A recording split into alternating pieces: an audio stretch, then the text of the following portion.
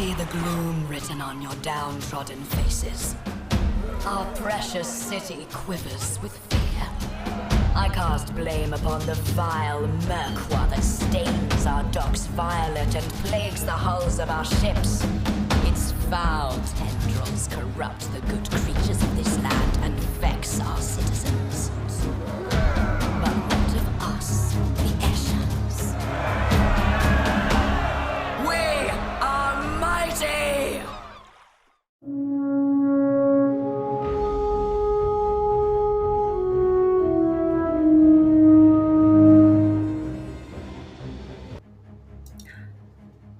I think we're here. Are we here? We're good. Hello, everybody. Welcome to The Lost Druid, a Alchemy RPG, which is the program you see here, module for their lore of Aetherra, I can say it properly now, on Weave the Tale. I am Taylor, your GM for this adventure, met by a group of wonderful people. We're a couple short. We will introduce all of them momentarily. But first, housekeeping notes. We've got some sponsors this season that we want to shout out. We've got Grinding Coffee, which is a Black LGBT plus owned coffee business that'll keep you awake and happy with the best roast directly shipped to your door. Because look, we're lazy. I like a good ship to my door. If you can use the affiliate link in chat right now, if you put !coffee for the link, and then note that our discount code is penny for a tale, all one word. Also, Dice Dungeons, which is a Baltimore-based company. They have a passion for making beautiful and high-quality dice and gaming accessories for every table. Also, check them out. Same in the chat, !dice. If you're looking to add something to your RPG accessory hoard, as we all are and probably need to fill more and more bags of great things. Then, last but not least, we have Fibermancer for hire. This summer season, we've been gifted the most adorable little mini weavers, like our little monster guy. And we'll be having a giveaway for each of them at the end of the season. The Fibermancers would love to make unique and magical pieces for you as well. So you can go to fibermancers4hire.com for that. Last kind of thing here, there are lots of ways you can interact with this story, this campaign, these wonderful players, or myself. First, there are tweets and subs. The command tweet will bring you to the going live tweet for the show.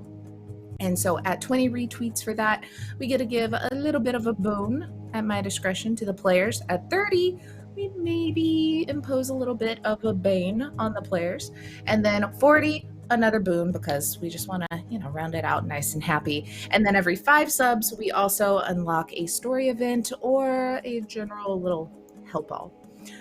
Second also is donations. All of our donations are split amongst the cast, and as such, we want to make sure that you have some incentives to make those donations for this game. They are different per game. So let me look at my other list here. At $5, you get to give an advantage die to one of the players.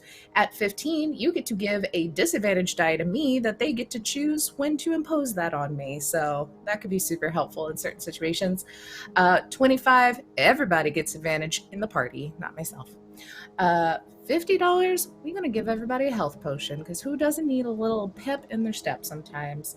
And then at $150, we'll do something a little special. Maybe it'll be a one-shot, maybe it'll be some little written up backstory things for some of the characters. I'll come up with something real pretty for it.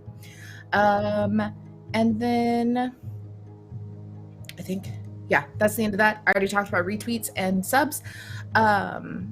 Which actually, I think I'm nicer than other GMs. 30 retweets, I'm giving inspiration dies and bless. I'm being nice fully.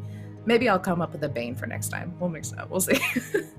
But that is that, and make sure if you do that, donate to highlight it and let us know which thing you want to give the players. That's it for this game. The rest of summer season, obviously we have this every single Tuesday. Then every single Friday at 3:30 p.m. EST, we have Autumn of the Fireflies, which is the second season of the horrendously sad Shadowrun game that you can see me absolutely sobbing constantly. Go watch that.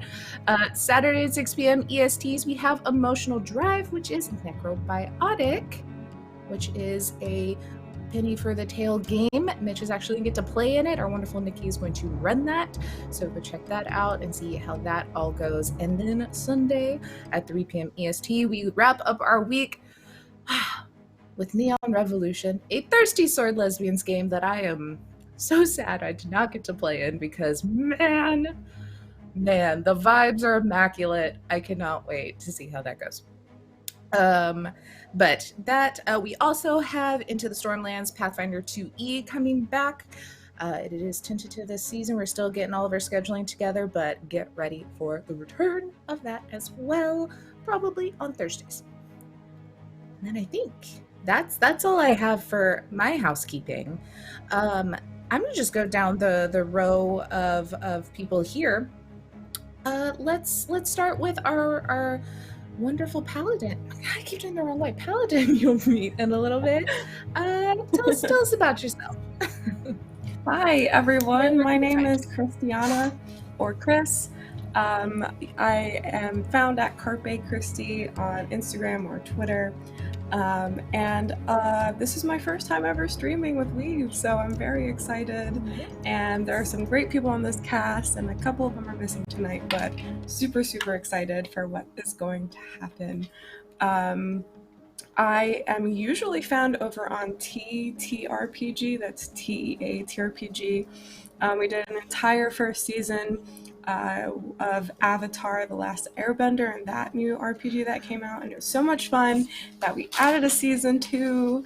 That's coming out in July. All the episodes are on YouTube, and it is just phenomenal writing in that source book, and a really, really fun game. So if you have time to check that out, I hope you do. Thanks, that's it. Yeah, that's it. Then we'll go to D. Tell us about yourself. Oh, hello, my lovely creatures of the night. My name is D. You can call me Riddler if you prefer. You can find me on Twitter at It's the Riddler and here on Twitch at It's the Riddler, L-A instead of L-E-R. Mostly you can catch most of my projects every other week. On every other Tuesday, I release an episode of my homebrew 5e campaign, Through Hollow Flames, that you can find on any of your podcasts. It's only like 2.5 hours, so it's a good thing to put on in the background while you drive.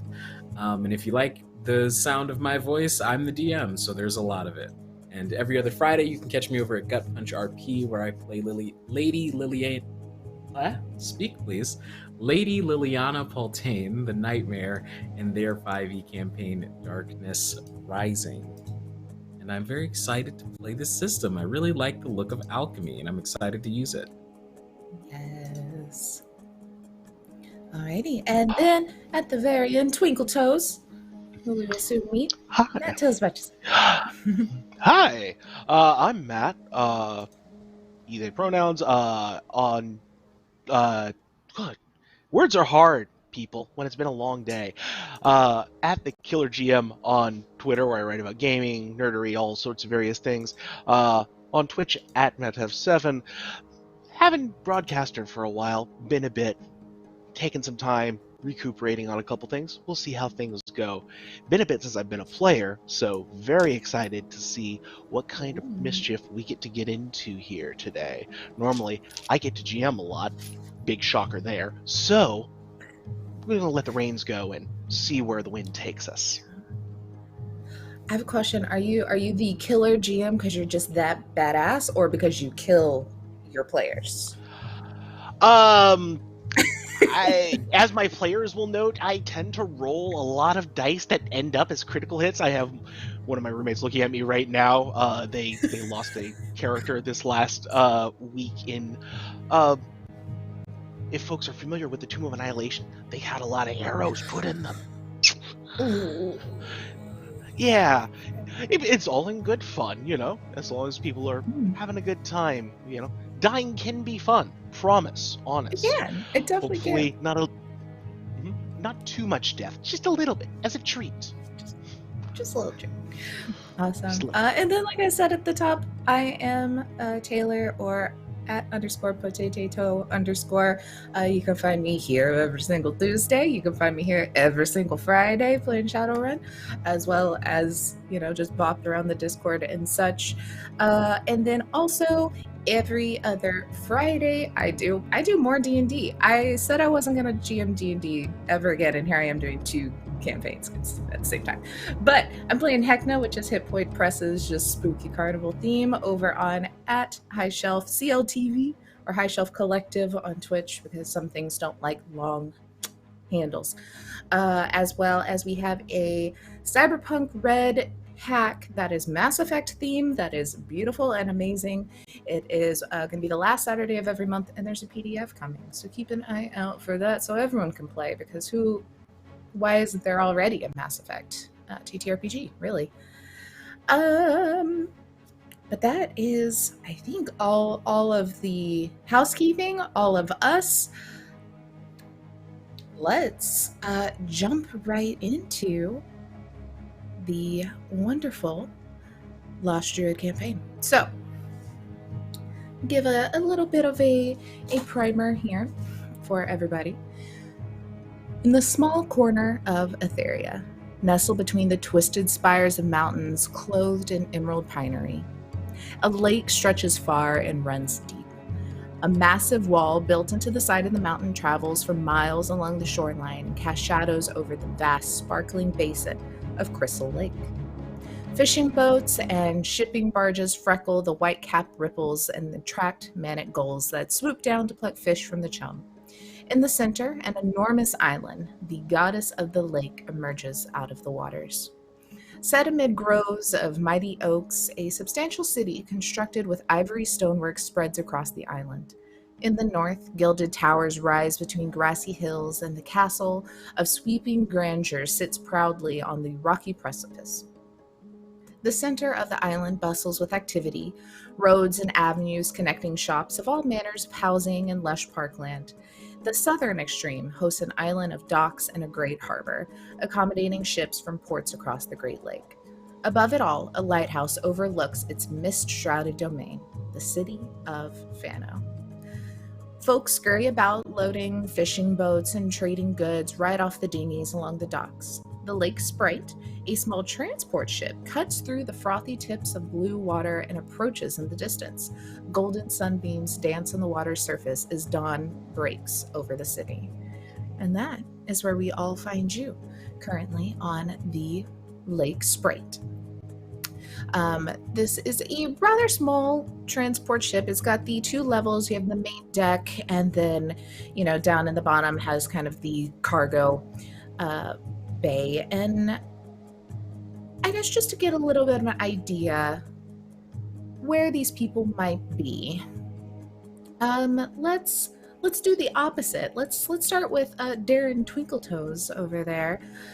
You have, like I said, the main deck. This is more of a small transport ship, so it has some little sitting areas, and then the bottom has some closed doors and a hallway that could be ventured if you so chose. But where can we find Derrin, and what may they be currently doing? Derrin at this point is probably how long have we been on this ferry at this point? Is this a short trip, a long trip? I would say a longer trip, but probably just maybe 2 hours or so. They from when you probably had to board until you're going to legitimately land. I mean, that's a longer trip. It's not as bad as it could be. It's not. I was thinking long more for a of ferry, days, but not. Yeah. So this is a large lake, so you're not having to travel huge distances ocean-wise. So a long ferry ride. All right. Yeah. At that point, it's more probably in the main area, kind of looking around, seeing if people are doing anything to kind of pass the time, and if not, well, then that's kind of what he does for a living. And heaven knows, people hate to sit around and be bored. It's a loathsome affair. Yeah, I would say you sitting there, kind of looking around, seeing who's about. You do see that the captain of the ship has kind of walked out from down below and stretching a little bit, getting up on front. And he walks over to some crates that are pushed up against the very edge on the front of the ship and kind of cracks it open. It's a wooden crate, has to do some force to pop it open, and reaches in and grabs just a dark brown beer bottle shaped bottle and uncorks it and looks back over to you like, Nods as it starts turning up the loot that he's got unslung off his back. Plucks the strings a little bit. I think we can do something here. And he kind of hums a few bars and seeing how, basically gauging interest, because sometimes it's a good time to be the bard who's, plying the trade. Other times you don't want to be the one ending up with your loot around your head. Right. Yeah, you look at him, he's an older man, a human, and stands about 6 feet tall. That's why he's really stretching. He came out from hunched under there and stretches up. He's got a big old burly beard that's starting to get kind of speckled with the gray hair, and starting to get the old man bushy eyebrows and everything. Has his hat that he kind of adjusts and grabs another one and walks over to you and kind of sits it at your feet as you're tuning, and pulls out of his back pocket a harmonica. Kind of tries to match tune. Okay. Yeah, no, we'll nod, kind of stop for a second, take a little swig of the beer, and it's at that point we'll switch cheap, over. Not great, but something. Yeah. It's we're not drinking it for the taste, dear. We're drinking it because it's what we have. Yep. And at that point, we'll switch things over. We were thinking more pub thing. We're going to switch over to more probably a shanty type setup, because that's probably what he's used to. There you go. And we'll launch into something that we've heard on Dockside before that people will get for. Yeah. Hey, why not? Because it'll be fun. Do our first roll. Let's do just a little performance check. Let's see how warmed your strings are here. Yeah, we'll see. It's been a minute, but if we do this, I believe we just want to check. It's not a good day. It's not a great day, but he kind of starts to play along with you, and I don't think it's as much that you're not playing well, it's that y'all aren't playing well together. He's like, oh, this one, but then he goes off tune, and then you try to correct to match the key, and it's just a little bumbly, and it's not great. You can see some of the people that are working and moving boxes are kind of like, but eventually the captain just does a big old belly laugh and stops playing. He's like, I'll leave it to the professionals, I guess. Sometimes I forget how many verses there are to the old drunk sailor, so. It helps if you're drunk when you start playing it, too. I think that's the key part of it. That might do. Yeah. Take another swig out of the bottle. All right. Then we let's look over at Linus. Where on this ship during this failed sea shanty may they be found? I think Linus is probably unnecessarily helping some member of the crew, with something that they don't need help with, but Linus is helping them anyway. He's probably mopping or swabbing the deck or something like that. And you just see this very tall, he's about 6'10", furbolg man with this deep dark, like mossy green fur, and these flat ears that come out and almost touch his shoulders. And he's wearing this large cloak with a rainbow pattern, similar to what I have on. And he's got a long, what looks like a crook, but has a curved blade of a sickle on his back. And he's just like very calmly, like sort of humming to himself as he swabs the deck. And right behind him, there is a fairly large, probably like 5 foot or so across and tall, block of ooze that's just sort of like hanging out behind him. And it's kind of a never-ending cycle because every time the ooze moves somewhere, Linus swabs behind him. Yeah, I think that's why the crew is kind of just at first they're like, "Oh, you don't have to, man. It's fine." Okay, yeah, no, it's probably best. They're just letting you go. Mm-hmm. I think one of them maybe is wrapping up some rope, kind of getting it organized and tied on to some of the bumpers to put over the ship when she'll get up to the docks. And they're like, so what is that? And Linus will sort of like, it has to process for like a full 2.5 seconds, and he goes, "Oh, you mean Simon? He's a friend of mine. He's very nice. Say hello, Simon." And Simon, just like a little pseudopod, sticks up and Oh, I've heard stories, and I think they were wrong, because Simon seems very nice. Well, you can't believe everything you hear about people until they meet them. I heard a lot of stories too back before I met Simon, and turns out he's just a lost little fella like so many of us. Yeah, I know that feel. Mm-hmm. I guess y'all heading to the town for anything related to Simon, or just sightseeing? Yeah.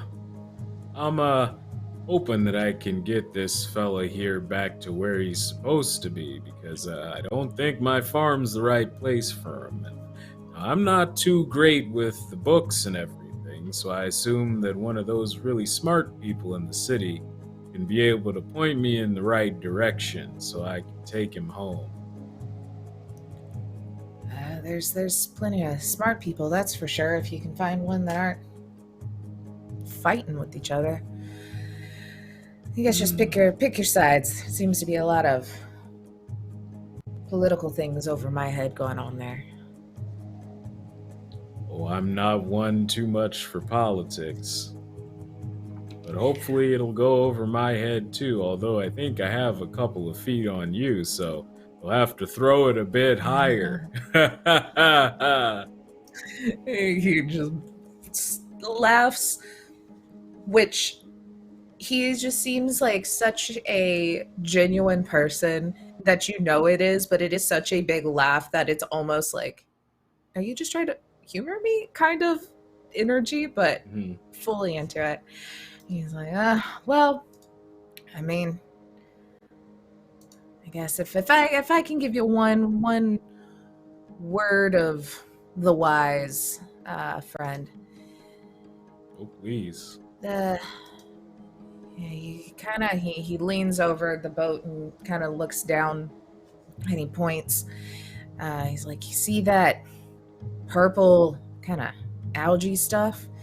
And you look over and you can see, I mean, it looks just like a lake algae kind of floating on the water. It's very thin where it is here, but you can see it kind of coming up in the wake. It's like, that stuff's nasty, and it does some mean things to wildlife. I don't know what it would do to your buddy here, so maybe not let him soak up too much of it if you can stop it. Oh, that's good to know. Thank you. I almost offered to clean that, but decided to clean up after Simon, so I guess I picked the right mop. Yeah. Just be glad you're not on the ferry headed back out of town. Once we get about this far, we usually have to stop and wipe off the boat as we go so we don't keep carrying it across the water. Oh, wow. It's Well, nasty. I suppose my wind's blowing in the right direction. I appreciate that. Definitely so. Well, it seems the entertainment has finally stopped for the trip. There's some pretty crappy cheap cider in that box up there that the captain really wants to get rid of, so feel free, and if you take a break from your cleaning, make yourself at home. Oh, We've got, okay. a few more minutes. Great. I'm not much one for fruit juices or anything with more than 5 grams of sugar, whether natural or processed. But if I could get someone to drink that so I could maybe give Simon the bottle, he really likes glass. I'm not gonna dig into that one, bud. I'm sure the captain will go through a few. You can steal his bottles. Oh, well, that's just so kind of him. Thank you so much for your hospitality. Of course, you've saved me lots of time today, I think, or made more work. I'm not quite sure, but either way, I don't quite mind it. Good to talk to you. I'll just pat him on the back. He kind of starts to throw over the bumpers and everything as y'all are getting closer. And then Reverie, where is she? What's she up to? Yeah, Reverie will try to find a spot on the deck of the ferry near where she knows the exit is going to be. Ideally a spot that has a little bit of seclusion, but she can still watch people maybe going back and forth about the top. She would like to remain as hidden as possible, but if anyone were to see her, she's quite a sight, about 6'5", bright, shiny silver breastplate with a faint outline of a dragon on it. She has blue hair, wears a black hat, and is pretty much decked out in blue, black, and silver armor and leathers and tunics. She has a very large platinum sword, great sword down her back, and a couple other things in pockets that are in pants and stuff. And she has a pretty, I guess you could say, cheerful disposition, but doesn't really approach many people. Just really tries to be an observer if she can. Yeah. So you're leaning on the side, kind of more where you can see they've started piling up some boxes and stuff that it looks like this is probably where they're going to do the offloading of cargo, more than anything, and out of the way, and just kind of watching as the sun's coming up, and it's that nice going from the purples, then now we're getting a little more of the oranges and the reds in the sky and on the lake. Gorgeous, absolutely gorgeous. And you feel like a little tug on one of your tunics, and you look down and there's like a little halfling girl. Are you a knight? Sorta, yeah. I guess you could say that.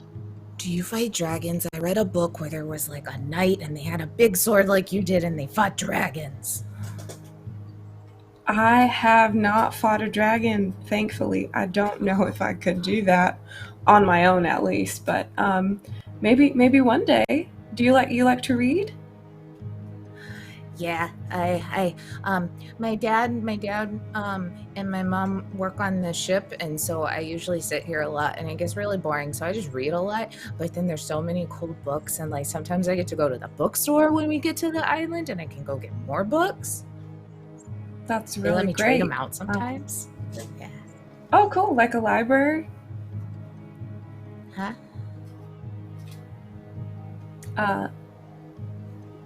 Do y'all not have a library? Oh. Not all places are graced with a library, madam. Oh, What's a library? She's just looking up at both y'all now, like magical place I don't know about.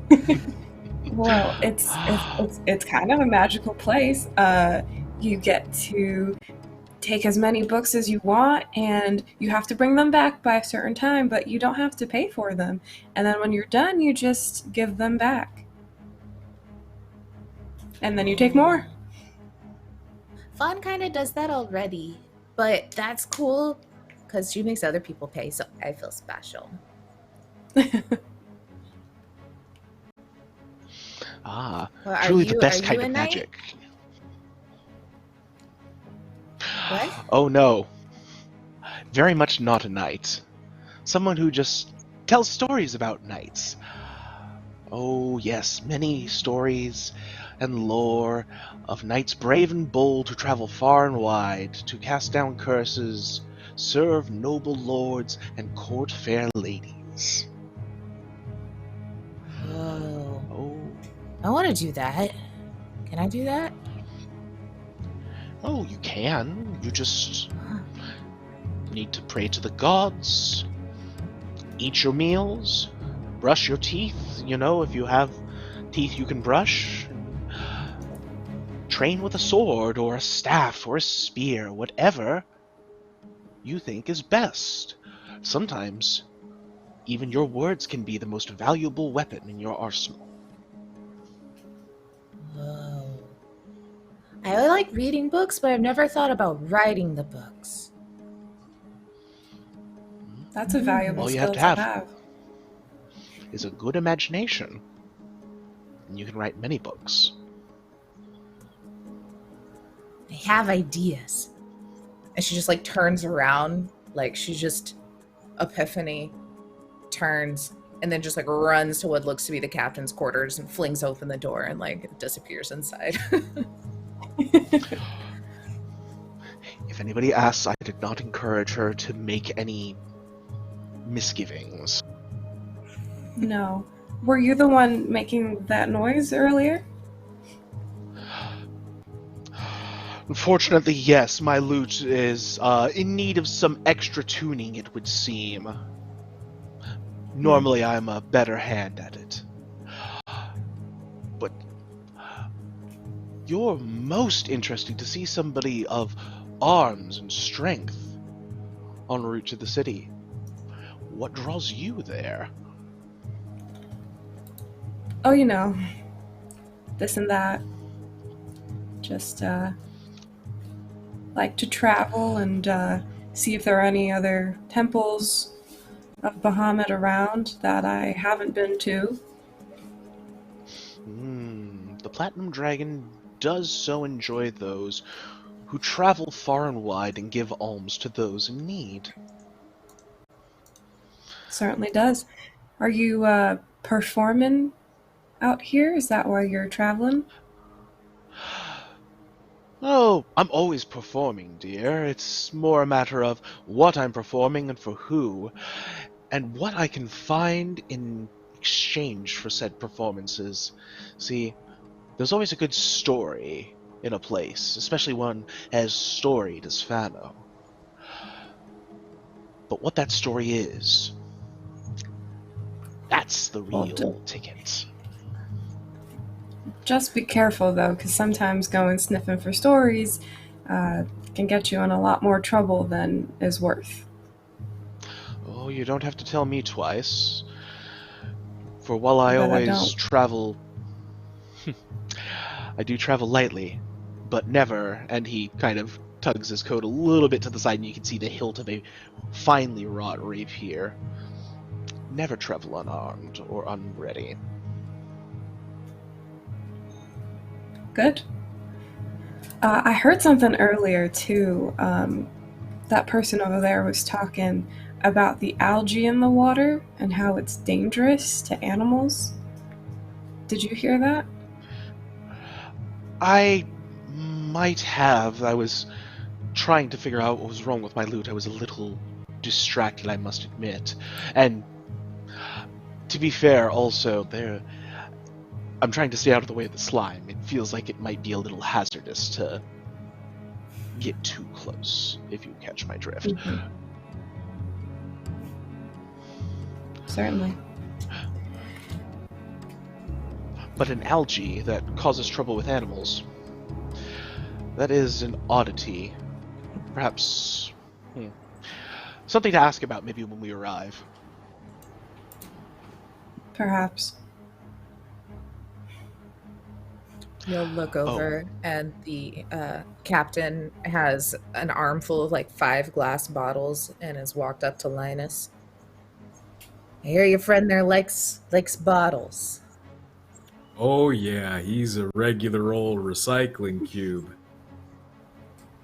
What I'm curious. What they do they go away when you give them to him? You know, I try not to ask too many questions about how things work in general, but I'm pretty sure he eats them. Interesting. I mean, if you put something in me and it disappears, it's probably consumable.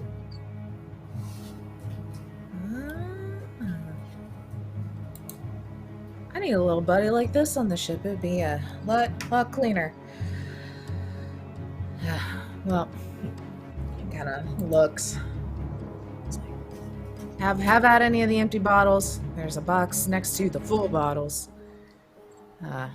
Save me a trip off the boat. We got 10 minutes or so, I think, till we land fully. About that time, the little halfling girl goes between his legs, and he really kind of drops bottles as she rushes, and you see her rush over to both Reverie and Twinkle Toes. She's hiding something in her cloak. She's a quick one, huh? Yeah. What you got there? Okay. So I've been thinking about it, and I don't do a lot, but just I'm on this ship, and so I only really hear about stories and stuff, and y'all are going there, and you're gonna have to come back, so you'll probably be on this ferry again. Okay, I am. Don't tell my dad, but I got some sticky fingers.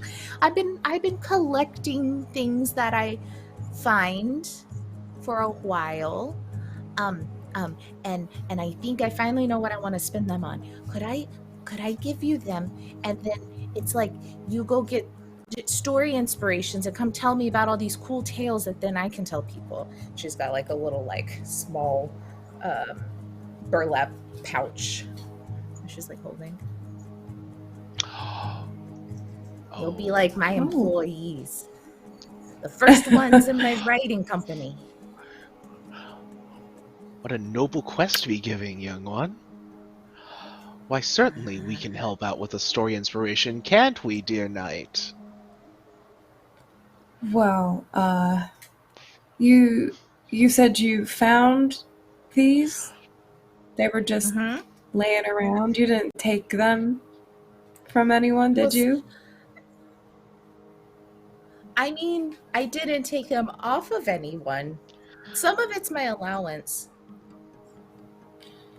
Okay, I will use the allowance portion, and I will definitely find you some stories. Okay. And I'll take the non-allowance portion and endeavor to find you the finest of tales. Excuse me if you don't mind. I don't mean to interrupt or anything. Hi down there. But I wanted to know if you wanted to see a cool trick, because my friend Simon here, He's gonna eat these bottles. And Linus has put 5 of the bottles on his various fingers. Yeah. I want to see that.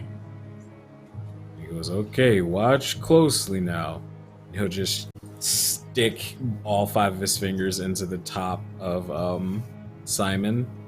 And when he pulls his hand back out, it's like tucked into his sleeve, and he goes, oh, I guess he got a little more than the bottles. Your face just goes I'm white. just messing around with you. That's just a little bit of humor for you. This is a good joke. You should like do that. That's scary. Do you want to also help find me stories? Oh, well, if you need help with something, I'd love to help out. What kind of stories are we looking for?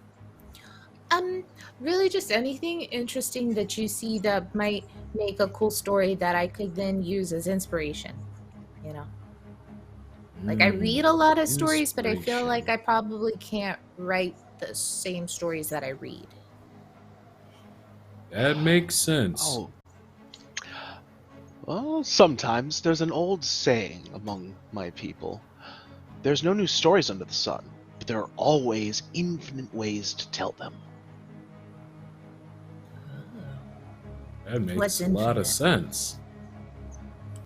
It's more than 4. Whoa, that's a lot of ways. Great many. However, you can always hear about a story you haven't heard before and make something entirely new from it. That's what I want to do. Well, I Cool tell you things you'll what. tell me. If I find any news stories, I will definitely pass them your way while we're in the city.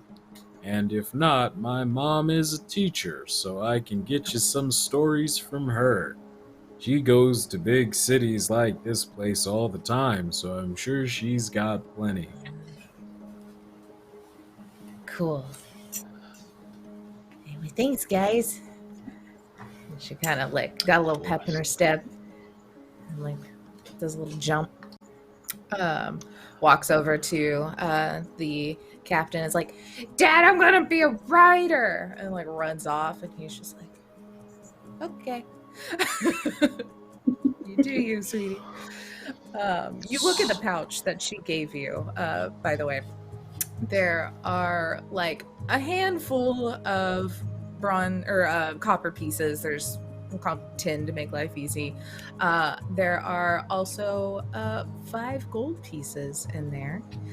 You see some very obviously pilfered things, a couple of like pocket watches and like rings that, you know, don't look much to note, but are in there, as well as 2 little rolled up pieces of paper that I would say if our bard is looking over the shoulders, those kind of look like spell scrolls. Those look like spell scrolls y'all might have got because we have 11 subscribers today. Spell scrolls, you say? Why, those are the finest tales of all, and this child is an absolute prodigy for getting them. Love it. You look over them. One of them is a scroll of dark vision. And then one of them is a scroll of mold earth. Mold earth. That's not a use for it yet, but we can get innovative with that. Roll them up and tuck them into a satchel. Oh, I don't mean to be so terribly rude. I haven't introduced myself. You can call me Linus Poodle. It's nice to make your acquaintance. It's very nice Linus. to meet you, Linus. Pleasure. Derrin over. Performing name is Twinkletoes. We'll not get into the specifics of it right now, but it goes over well. With that name, one would think you're a dancer, not a musical artist. Oh, I do a bit of dancing. A little bit. I thought I would do a lot more of it earlier in my career, or at least Mother did, but you know how these things work out in the end. Not particularly, but I trust your expertise. That is much appreciated. I will want to ask you later, when we have another moment, how did you make the acquaintance of such a, amicable ooze? Oh, well, he's real nice, Simon. I hear from a lot of people that some of the ooze like him apparently aren't as nice, and I don't know if I entirely believe that since I haven't met them myself. But going from personal experience, oozes seem to make nice traveling companions at the very least. And he's definitely reduced the amount of waste I have to throw away at inns and stuff when I'm done eating out of like paper containers, so it's sort of a symbiotic relationship we have going here. Utterly novel. And you, Lady Knight, I don't believe we caught your name. I didn't throw it. My name is Reverie. You may call me Reverie or Rev, whichever is fine. Well, it's But it nice is a pleasure to meet you, both. Reverie.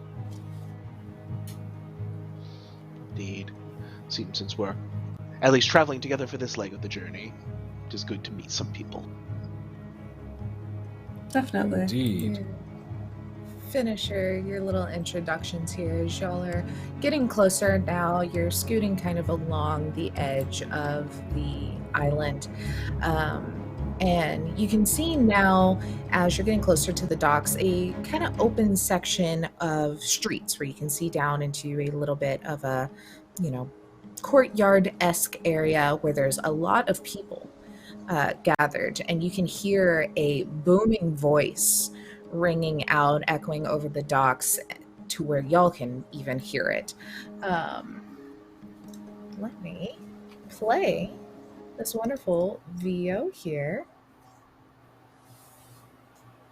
I see the gloom written on your downtrodden faces, and I see your bloodied hands. I need to turn it up a little if you're into. As they try to put food on your family's tables. But it's all in vain. In these late days, those who work their hands to the bone receive a mere pittance for their sweat. Our precious city quivers with fear. Who do we blame for this? It's not the sailor who earns their wage bringing in the catch that feeds your bellies, nor is it the merchant bringing their goods to market. But be not mistaken. I do cast blame. I cast blame upon the vile merqua that stains our docks violet and plagues the hulls of our ships. Its foul tendrils corrupt the good creatures of this land and vex our citizens. But does Spira do anything about it? The monarchy has fallen. Prince Aeron sits up in his castle, lost in lunacy. Those of his servants who have tried to save him from the milk of madness have themselves become hopelessly lost. The Spearan guards have no honor. No longer the servant of the meek and humble, they harass and threaten anyone who they feel stands in their way. And trust me, good people, it's the lot of you, the Order of Indos. Burdened with the duty of guiding us to the future, they now dwell only on the past, gazing into the endless deep, waiting for some truth to bubble up to the surface. Worthless, the whole lot. But what of us, the Eshans? We are mighty! We are the strength of the trade winds. We have not been broken by oppression. Indeed, our bonds have renewed our vigor. Are we not then brazen and bold?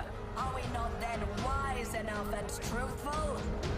If together the three orders are broken, if they cannot move in harmony, then they are a useless relic of the past. We are the order that has risen as others have fallen, and our allegiance lies with the people. We must take this city and reclaim its former glory. Noble Eshans, my dear people, we must move together and take what rightfully belongs to us. Fano is ours.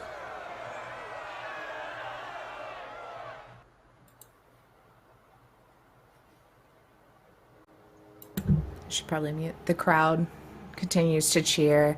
You see this woman that was doing the speaking kind of steps down from a large makeshift kind of bandstand and disappears into the crowd a bit, and are getting up in the docks now, and you can even see that there are people walking through towards the docks handing out pamphlets and kind of a part of this rally that was going on. The captain then walks over to y'all, and this time has a woman standing next to him. She's a halfling woman, has a little clipboard and seems to be looking at the different boxes and marking them off, and then she kind of looks at the three of y'all and is like, none of you look like you are particularly from here, so may anyone be interested in a job? I would be. Madam, I have never worked a day in my life, and I'm not sure I'm about to start, but I'm willing to hear the nature of the work. Oh, you might like the work then. Has to do with some not working sorts. Well, like I said, Well, let's hear about it then. I don't particularly accept monetary compensation for helping people, but I'm always around to help. Interesting mix here. I'm sure one of you will fill the need that my client has. There is a group called the Starless Fair that hangs out around here. There is a Captain Lynn Graken? I'm sure he'll tell you exactly how to say his name.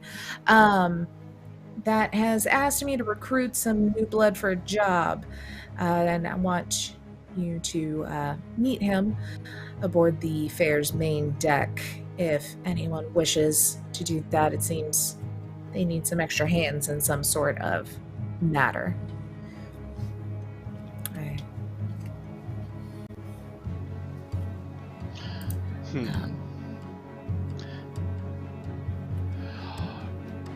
A matter which, being very circumspect about, this is something of extra legal measure, then? I mean, the Starless Fair's known to be an eccentric band of thieves and artisans and ne'er-do-wells. They normally don't look for much help outside of their own ranks, but things are different. That's all I know. Is their reputation and what they asked me to tell people coming here that looked like they could handle themselves. And you definitely look like you can handle yourself, pointing at Reverie. You have an amazing companion that could probably be helpful. And you're here. Maybe they need a musician. I don't fully know what you do other than that, which I'm so sorry. My husband hasn't played the harmonica in a very long time. That was not your it's all down. No. It's all. These things happen, and that's why he's the captain of a ship, and he's not doing my job. Exactly. Anyway, And if you Well, yeah, want, they seem to be pretty that's desperate. where everyone's desperate from what you heard. Madam Emperor yelling about over there to this algae warring Yes, the algae seems to be a groups merely. point of large contention and causing a lot of issue amongst the various peoples of the city. Yeah, I mean, I don't hang my hat here, so I don't know a whole heck of a lot other than what people tell me on the boat, but there's 3 orders that kind of help rule this island town situation. All of them having very differing views, but the merqua, is what this is called, has ravaged Crystal Lake and Fano for recent years. I mean, it's been a bit. It's apparently something. There was like the mining, and I don't know. There's a whole history to this whole island and a previous civilization, and I'm sure my daughter will tell me about it when she reads out one of her books. Certain she would. She certainly has a knack for acquiring new tales, it seems. Yeah, she talks everyone's ear off. You lucked out that this was you lucked out that this was such a early ride, so she slept through most of it. She's a talker. Well, she has a talent. It's not a bad thing to cultivate that. There's coin to be made there if that's what she wants to do. It'd be better than how she's making coin currently, sure. Check your pockets. Let me know before you leave if you are missing anything, please. And remember, she is only 7, and I'm trying my best to impart what is right and wrong on her. Very I do check my understanding, pockets. an admirable job. Yeah, you can check your pockets. They're all good. Okay. She liked you guys. You're employees now. She gave me scrolls. I'm pretty sure I'm good.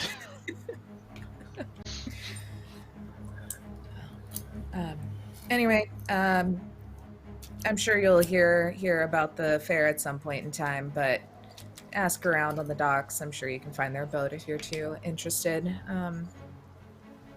But other than that, I hope you enjoyed your ride on the Lake Sprite. We hope to see you again, which we will if you leave this island, because we are the only current running ferry. Well, that's good to know. I appreciate your hospitality. Same. You'll feel the Lake Sprite slows down to a little gentle rock as it now nudges against the dock's bumpers, and the Lakeport dock you can see is kind of starting to stir as anglers and traders prepare for the morning, because again, early. The smell of water-soaked wood and kind of like tar waft from a nearby cargo ship and hang in the air. It's despite even like kind of the cool breeze that's coming off. It's one of those boggy kind of mornings. As we pull into the dock, like as the ship's coming in, I look at the other two and say, question, do you think that it would be a little bit easier for us to find who we're looking for if we made an entrance? Or should we keep it a little hush-hush? Well, seeing as we don't really know the nature of the job, maybe we should just keep it hush-hush. But a group of us who, I don't know, we seem pretty capable, like she said, maybe just approaching as a group would be enough to find the information we need. Okie doke. I don't think it'll be overly difficult, so much as whether or not they'll be accepting of the help that we might be able to offer and the nature of the work that they might want us to do, because, well, I didn't come here to necessarily work my blade against people, but we'll see. If you're what's good in with store that thing, for us it'll be a yet. good help, for sure. I'm hoping I'm better at that today than I am at my lute playing. All we You can hear the do is captain help. laugh from down the ship. At least somebody appreciates a good joke around here. Let's go. All right, so the lake sprite's been moored, and the crew kind of promptly starts unloading the cargo beneath the docks down in the water. You walk off, and it's like the little plank, whatever those little bridges are, and you step down onto the docks, and down in the water, something floats on the surface. It swirls around the hull, bubbling and accumulating mass, resembling a violet shade of moss. The substance shimmers as it wraps around the pilings and slinks over the decking with the waves. The dock buzz with sound as folks are starting another workday. You see there's a little orange tabby cat that runs in front of y'all off to the side and wanders over to a moss-covered crabbing pot and begins to lick the glistening matter. Nearby, the noise of clucking chickens blend with the hiss of steam billowing out from a smokehouse. Then suddenly, a commotion shatters the usual morning monotony. A snarling beast thuds out onto the deck and advances. Its eyes glow with rage, and its teeth and its foaming mouth drip with saliva.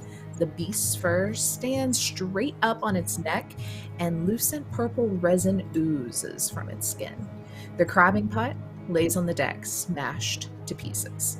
Pandemonium now breaks out across the dock as you see this creature and a couple of others have now hopped over from different sections of the dock and start to harass different dock workers and anglers. Real quick, let me switch our scene here to the docks, and I am going to go ahead and to make our life easier, I'm going to hit initiative, and it is going to automatically roll for us if I set it up properly. Let's see. I'm going to go ba-doo-doo.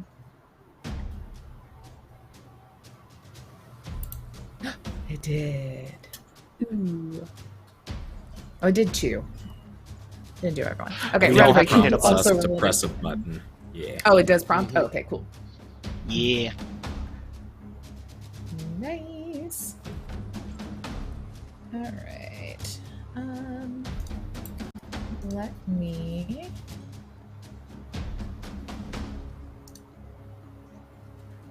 Oh, there you go. That's how I add them to initiative here.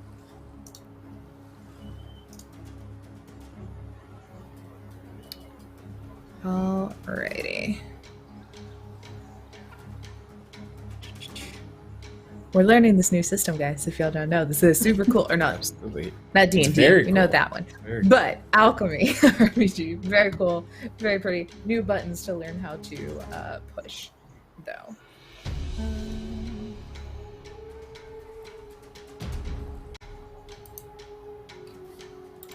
There it goes. Okay. Sorry, mine took a So- second. Oh no, you're good. I was just making sure I got all my guys in too. So for everyone watching and knowing when Alchemy is out in all of its glory and completely done, there is let me however it's I call it tactical mode that'll pop up the grid. There will soon be tokens. You can do your whole battle map during that, which will just put it in this view. It's not out yet, so we are theater of the minding this. You are on you've just kind of walked down off of the ship. And so you have a dock, saying going north and south that then meets the main one that runs east and west along the side with various different offshoots. All three, you now can notice these three cats are scattered about. You do notice one, the closest one to you is particularly vicious, and it has a young elven woman on the ground, and it's starting to kind of slash at her with its claws. And she's calling out for help and kind of, stiff arming it, trying to get it away. While you see that the other two are now starting to kind of, while people are running away, starting to get down into that cat stalking mode and are coming around the edge, seeming to follow what this one is doing, the lead. Reverie, you are first. I would say you can easily, within one turn, this pandemonium's not too far from y'all. You can run up into action wherever you would like to post up. Sure. Yeah, you said that the cat was attacking an elven woman. Yes. She's if down on the ground and like screaming for help. Okay. If I can get within 30 feet of her, which I think maybe perhaps I can, I would like to cast Sanctuary on her. Yeah, absolutely. So she, just the particulars of the spell, so any creature who targets her with an attack must first make a wisdom saving throw. On a failed save, the creature must choose a new target or lose the attack or spell. And if she attacks, then the shield is gone. Okay. And it's a wisdom save to hit? Yes. Yes. And my DC is 11. Okay. So that is my bonus action. If I can get close to the cat to take a hit on it, I would. Definitely. With my greatsword.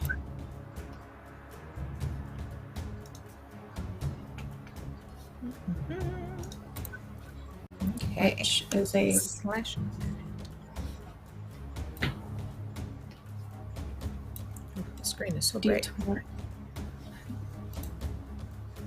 Oops, why did it We'll take roll the so second many? one because it's more fun. It's +5 too. Nice. So 24 to hit. Yes, that will definitely hit. So we're going to roll damage for it. Is I believe it's 2d6 plus 3, and I tried to set up an alchemy, so let's see if I did it right.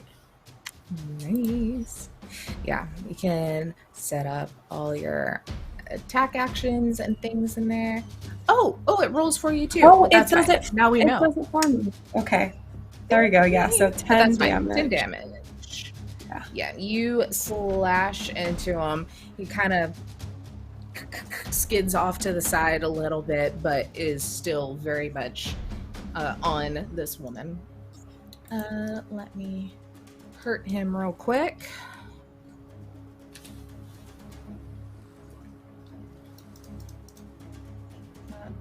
No, wait. I did it wrong.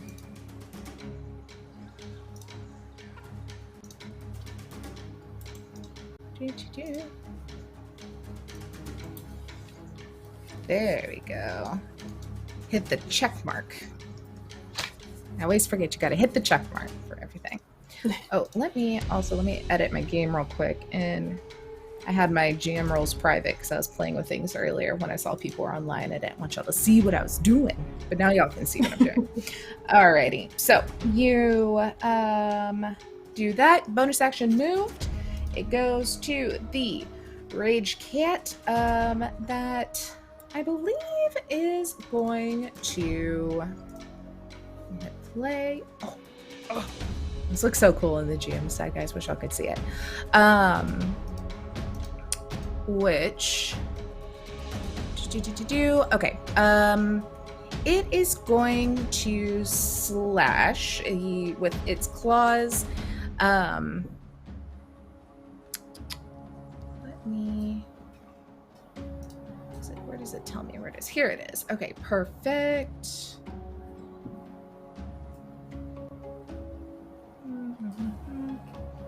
It's going to slash. With this attack, it will be able to slash at both of y'all. Though I will have it do the wisdom to see if he hits, if it will even be able to actually inflict damage on the woman. Sure. So first, let me go ahead and roll on that crappy roll. 9, I don't think is gonna hit you, if I had to guess. It's not even probably gonna hit this woman, but let's see how. I go here, I go features. Let's do it this way. Okay, it hit at him, but still, she kind of rolled just enough out of the way. Plus, with the combo of your attack, got him a little off kilter there. The other one is starting to slink up. It's a little bit further away since it was on the opposite side, but I think seeing that this is happening is starting to kind of try and circle around and get behind you, which will then bring it closer to both Linus and Derrin. So y'all see this other cat kind of slinking around, coming up almost right directly in front of the actual offshoot of the pier that you're having to walk down to get to this scene. And then it is your turn, Derrin.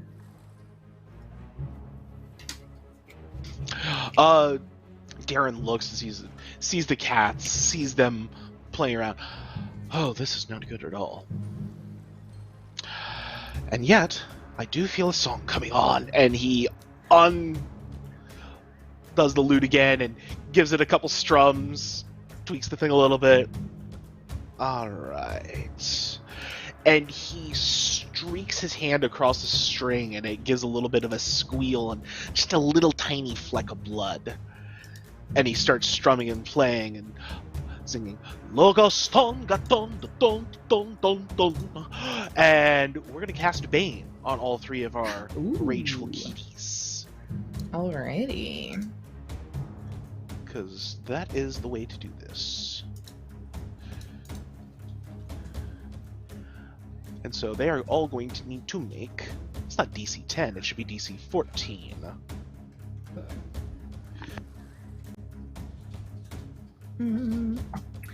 Let's do the first one. Super fails. Second one, super fails. Third one, fail. You said 14? Yes. All right, Wonderful. they are all baned. Excellent. So whenever they are making so that's attack rolls or saving throws for the next minute, as long as I'm concentrating, and that'll knock a D4 off of those. Awesome. Okay. And we're gonna shift backwards a little bit to not be in the way, because that seems like a hazardous idea. Cool beans. The other rage cat is going to just rush into the main fight, has snuck around and is going to pounce at Reverie. Let me go ahead. She's going to bite, but then I'm going to also roll a d4 here. So 22 hit. Yeah. Yep. So the cat kind of jumps and is right on your shoulder, just kind of claws or things digging in right in between where your armor is, and got six damage. Just kind of holding on. Then Linus. Oh, goodness. Well, I was hoping we could try and talk all of this out beforehand, but no one seems to be. I feel like we're past the point of words, so Simon, you get that one and I'll go help Reverie, and I'll use my bonus action so that Simon can take a full action rather than just the dodge action on his turn, which happens immediately after mine. Okay. And I'll sort of lumber over, and in this one fluid motion, pull out that long shepherd's cane-looking sickle that sort of reflects in the light. It almost looks like moonlight is glimmering off of it. It would probably look like a normal sickle, like a full shepherd's staff in someone's hand, but Linus is so tall that it works as a sickle. And I'm gonna do that. Ooh, let's say 8 to hit. Does not hit that. Okie doke. So That yeah, kind of slides out of the way up. now, seeing y'all there. I guess that's why they call it sly like a cat, huh? And then I should have done this beforehand, but I am a fool. So then it'll be Simon's turn, and Simon's just going to move 20 feet to the one that was closer to Derrin. Okay. And is going to make a pseudopod attack. So that's only that's 11 to hit. Close, but no cigar. Just kind of does that little cat, like scary cat, bounces out of the way. Gotcha. And that is my turn. Alrighty, back to Reverie. Okay. So one on you, She's and then being mad. one still on the lady. So now she's kind of mad, and is going to take a big slash at the one that just hit her. Okay. Let's see. Which is no different than her normal slash. It's just with gusto. Let's roll this. Oh my. A 7 Does to attack. not hit. No. Okay.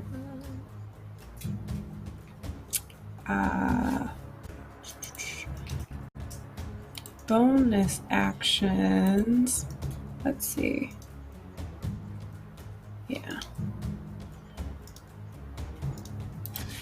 She won't. That'll be the end of her turn. Okie dokie. The one that is on the lady, I think, is still going to do that slash and try to get the both of y'all that are in there close together. Let me first roll for that sweet wisdom. Just beat, so if they can actually hit, we'll also hit the woman. Roll, but then we still have a D4 minus. This one's doing good. So that's 21 to hit, only 5 damage, as it kind of slashes at your ankle and then also kind of gashes this woman's leg in the process. The other one that got a little spooked turns around and I think is going to bite at Linus, who just tried to smack him. And that's understandable.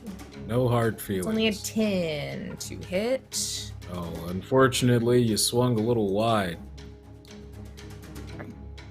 He's a little thrown off. His foot kind of falls off the edge of the dock, and he has to grab himself up and pull himself back up in the process. Got a little flustered.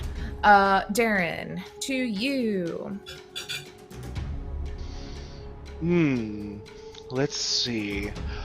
So, people are fighting the cats. One cat is still swiping away. Definitely don't want Reverie taking much more damage, even though it's just a cat. Claws that big still rend and hurt and maim. But words can hurt too. Which is why we're going to go ahead and provoke a nice vicious mockery on the cat, just to add injury to insults. Last time I saw a cat that big, it was going to be a fine cello string with those whiskers. So that should be a DC 14 Wisdom saving throw for our cat.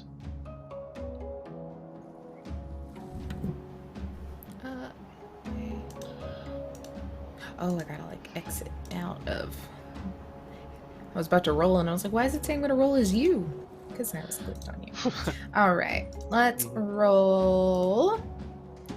And this is on one of the ones attacking Reverie? Yes, correct. The one attacking her and the elf woman. And it was Wisdom that is still going to pass a 14. With the minus D4? It's Oh, bait. yeah, that's right. D4. Yep. So that makes it 18, 16. Curses. Very well. So close. If only it had been a 4. Yeah. Cat looks nonplussed. It's cat. Cats don't give a crap what anybody cares about them, unfortunately. Derrin just... That would have killed in bar. And just shifts around and... Is there an easy place he can get into a flanking position for somebody?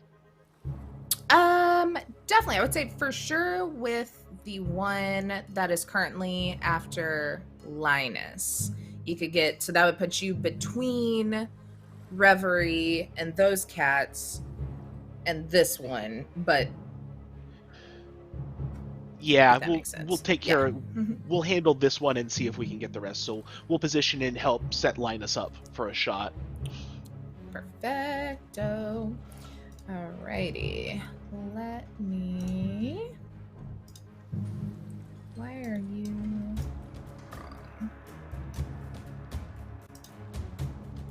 Does that show?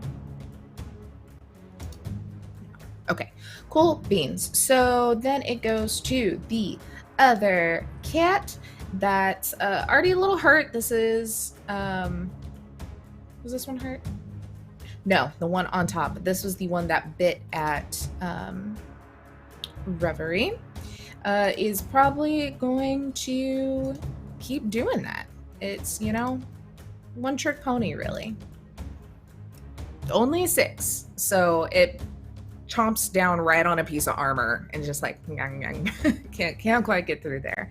Then it goes to Linus. You now see that Derrin has moved around to flank. When you do go to roll to hit, if you click and hold where it says roll, you can drag it up for advantage or down for disadvantage, if you didn't see that yet. I just noticed that today. Okay. Hell yeah. That's cool. So I will go ahead and do that. That is a 12 to hit. It is very close to hitting. God bless. Happens. Then I'll just with my bonus action, I'll say, hey, Simon, bud, I'm having a little trouble over here. Do you mind giving me the old 1-2? And I'll jab the scythe into Simon until the acid body of the slime heats it, and I'm going to cast Searing Smite on my Moonsickle. Ooh, all right. And then I will pass my turn. On Simon's turn, since I used my bonus action to do something else, he just takes the dodge action. Beautiful. Alrighty. Let's see. All right. So let's go to Reverie. Your turn. All right, we're gonna try this again and give a little slash with her greatsword.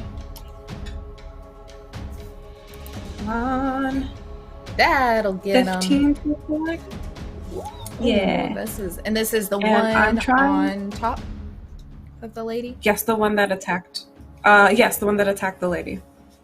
Okay, perfect. That it yelps and hisses in a combo of pain. Still up, but is now rolled over onto its side off of the lady, who starts to kind of push her way back. Her legs slashed, but doesn't look like, she can still pressure on it as she's pushing away. And barely alive cat now just kind of rolled off to the side and is snarling at you. Okay. I will stay where I am as well, so I will end my turn there. Awesome.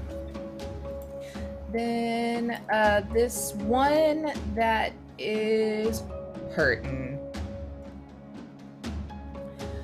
Their name's literally Rage Cat. I don't think it's smart enough to run away, because it is enraged and is going to, with probably its dying breath, slash at you one more time, or bite at you one more time, I should say. That's 13 minus 4. It's poetic. It can't quite get there. Its reflexes or depth perception's a little off. The other one, though, that is still standing there, will... I think this was the one still attacking you. I may have switched them. But is going to continue to try and bite at your other side. Roll. That one, 13 minus 4. So also does not hit. Then it is Derrin. All right. Obviously, words have had their day. Now it's time for steel. And he'll reach down and yank out the rapier, and with the same motion, slash at the cat that he and Linus are flanking. So let's see if we can get us a roll with advantage. And a 12 is not going to be a hit last time I checked.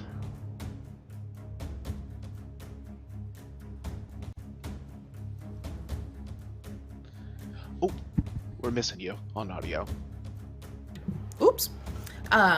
That does miss. It says a 5 and a 6, of course. Don't you love when that happens with advantage? Mm-hmm. But as you swing, it's about the same time as the other cat lets out a yelp, which this one kind of turns and reacts of my bud, and just dodges out of the way.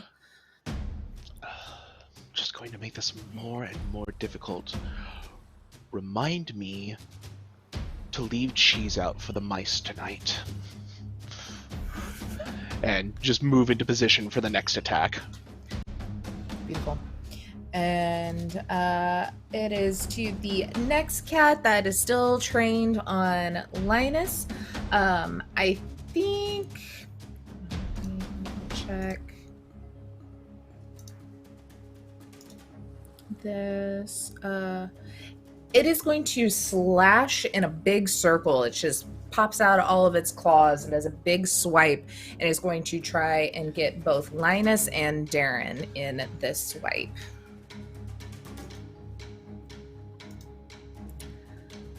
Ooh, that is a good old dirty 20 to hit. Minus 24. If I can, I would like to use one of my channel divinities to react, and that cat will take the same amount of damage and radiant damage back. Ooh, all right. So it slashes, it gets both of y'all, and then it yips at the same time as you see it's almost like a static shock as it hits y'all, and it bounces right back at it, but it's all glowy and shiny and radiant. I'm going to go ahead and just GM God rule that it's going to take 6, because technically it's dealing out 3 damage twice. Yeah, I like that too. Yep. I'm gonna say I'm gonna go with that because that's cool. As it yips and kind of skitters away a little bit. Then it is to you, Linus. Oh, wonderful. I think I'm just gonna try and swing and hit this fella. I haven't been having the best luck of it. I'd like to swing at the one that I have advantage at, please, and that'll be a 16 with an Yup. additional 2 points of fire damage, and it catches on fire until such a time as it puts itself out. Ooh, alrighty. So at the start of each of its turns, it's going to make a con save, and if it fails, it takes a d6. And on a success, the spell Beautiful. ends. Con save. Okay. This guy's not looking too hot with that, as you see that, it already had a little bit of a wild look in its eye after the weird little radiant snapback. And you see, as you hit it with that fire damage, that the flames start licking down its body all along that kind of purple ooze that's coming out of it. So it almost looks like little, oil slick, when you light that, and it's just kind of radiating around that weird ooze that's coming out of its skin. Boop, boop, boop. Then it's to Reverie.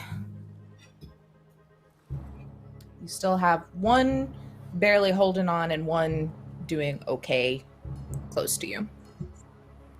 The one that's doing okay, I will go ahead and attack with my Okey-dokey. great sword.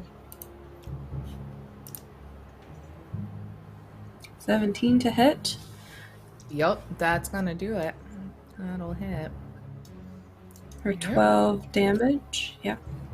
You slash at it as it's still just been kind of like gnawing onto your shoulder, just holding on real tight. And you just smack him off, and he gets back to the ground and goes back into cat prowl mode. Anything else? I don't know the rules, I guess, for this. I haven't really ever played a paladin like this. For Divine Smite, it just says that I can expend one spell slot. So as long as I have spell slots, I guess I can do it once I hit with a melee weapon. So can I do that to add 2d8 radiant damage to that? Absolutely, you can. Okay. I will Just roll go ahead and that. roll for me. Oh, nice. So, 8, 9, 10, additional 11. 11. It is you hit it, and it does that same kind of spark of energy on it, and you see also similar with the fire, the radiant energy kind of snap like electricity all along its body as it kind of goes through all of its hair sticking straight up now. Looking nearly as much on death's door as its buddy is. And okay, then we go to the one that's just barely holding on. He's just, I think, gonna just keep gnawing at your foot. It's a one trick pony at this point, Can't do it. He's just can't. Poor thing. I almost feel bad for it if it wasn't a crazy monster. The other one is, I think, actually, here. They're semi-smart. It's gonna move around a little. It's gonna bite, but it's gonna flank. They're kind of pack animals-ish. And it is going to try its hardest with a 12, as it doesn't like your sword hand, was a little scared of it, scoots around and goes to jump up and bite, but I think with a 12 misses you.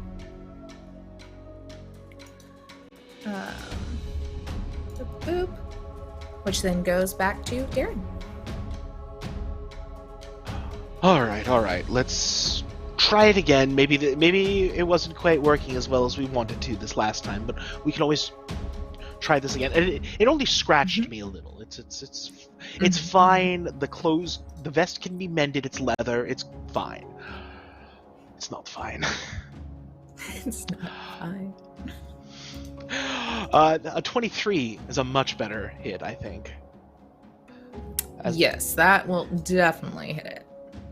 As the steel flashes in the air and gives us 11 damage.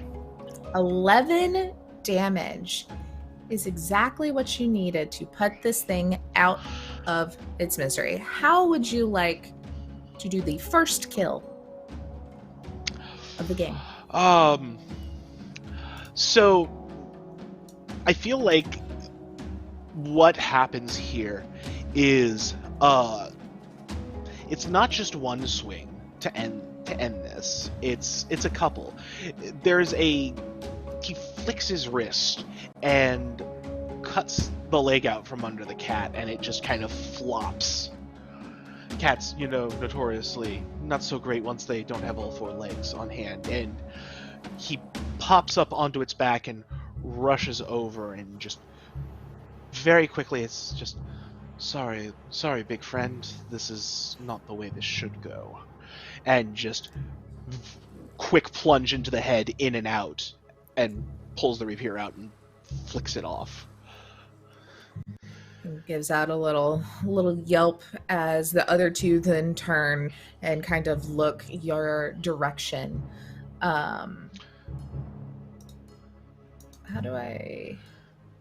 He's dead. How do I get you out of turn order? I'll learn that.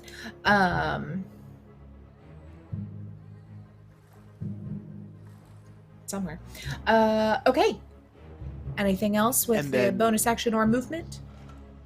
Bonus action, actually, I would love to give...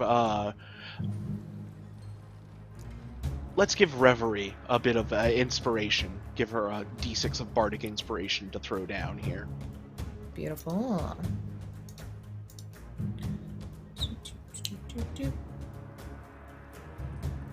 Alrighty. Then it goes to Linus. Okie doke.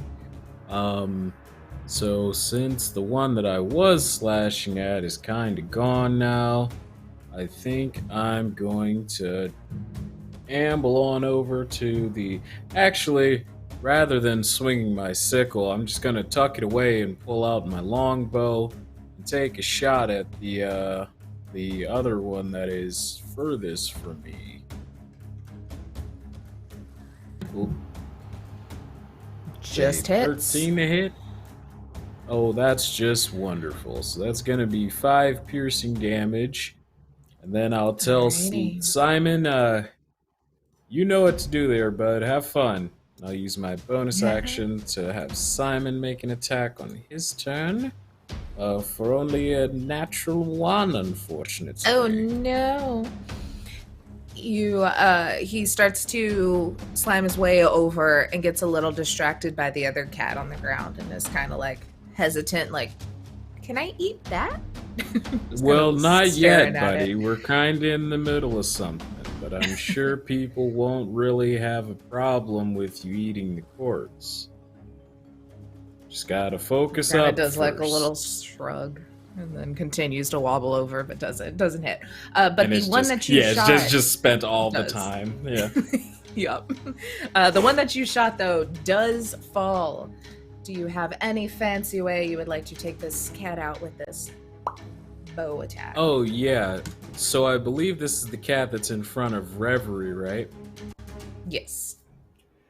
So I will pull out my longbow, close one eye, and the ears twitch ever so slightly as I go, Miss Reverie, do you mind standing just a little bit to the right for me? And then I'll fire the arrow as she steps out of the way and it just whizzes by. Nails the cat. Right in its head. Appreciate that. Thank you so much. Alrighty. Reverie, your turn. There is one standing next to you. all electrified with radiant energy. She actually does chuckle, I think, in character, and slashes up that one. And if I don't hit this, I'll probably use my... Yeah, I'm gonna use my D6. Thank you, Bard. Just whatever that number is. To hit. Yeah. Yeah. So you look over to the last cat actively in this fight. How'd you like to how do you want to do this?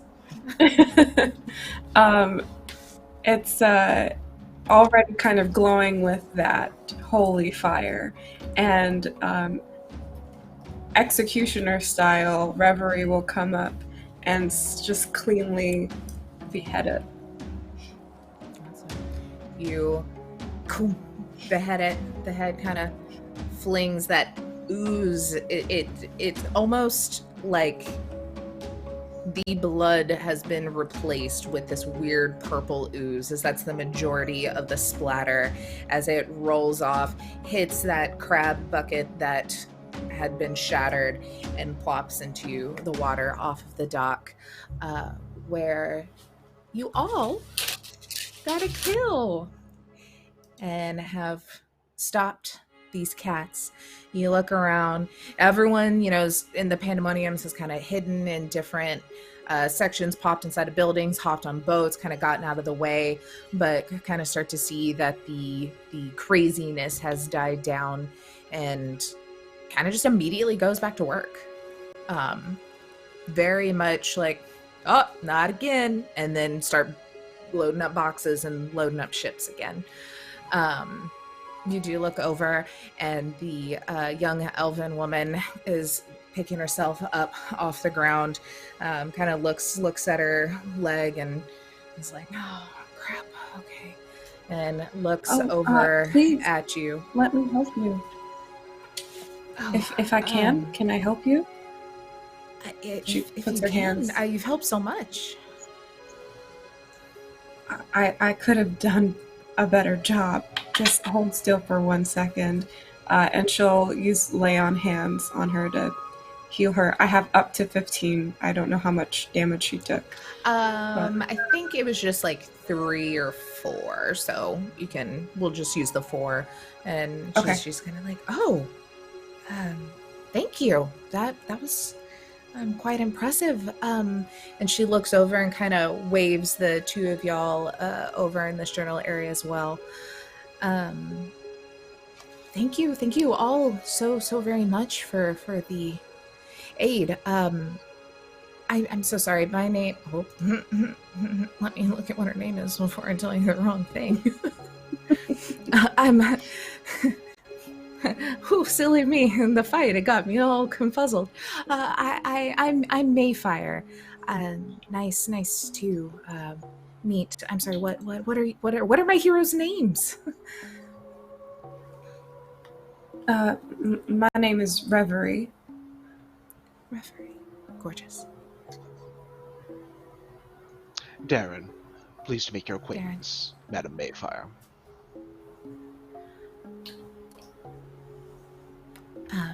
Well, I appreciate you all so very much. And she kind of motions as you see a cart is coming by with these big crates and stuff immediately starting. She's like, here. And she kind of motions for y'all to walk past her to kind of get out of the hustle and bustle of traffic. And you kind of walk over with her to just a little sitting area. There's a couple little benches and a tree.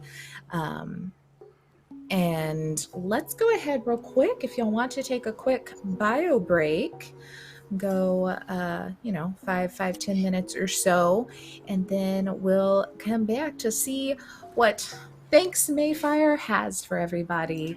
I think too, everyone watching, tell your friends, share that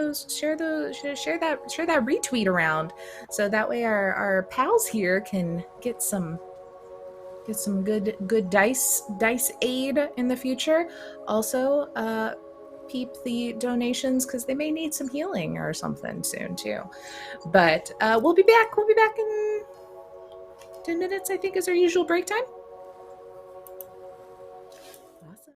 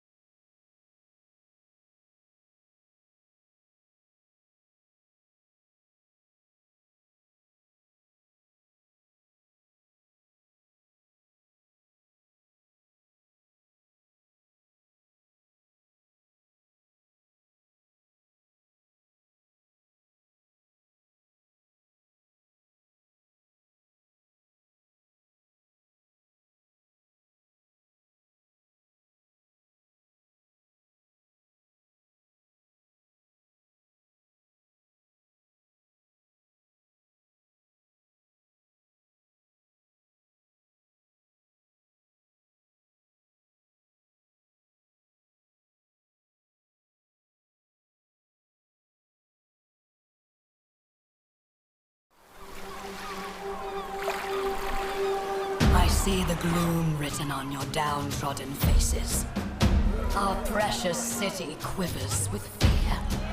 I cast blame upon the vile merqua that stains our docks violet and plagues the hulls of our ships.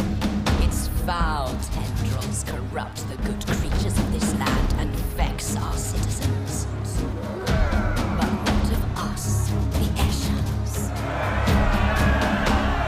We are mighty!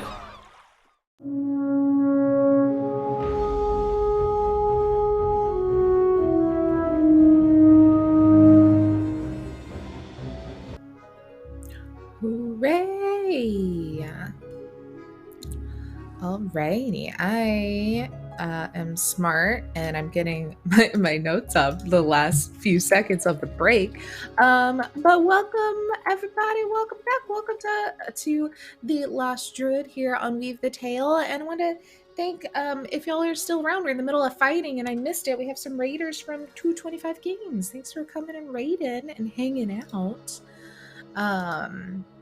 For those who may just be joining us, our adventurers here have made their way via ferry to Fano, the island city here, and were accosted by some very interesting, angry, mutated-looking cats that were attacking a young woman who has introduced herself as Mayfire.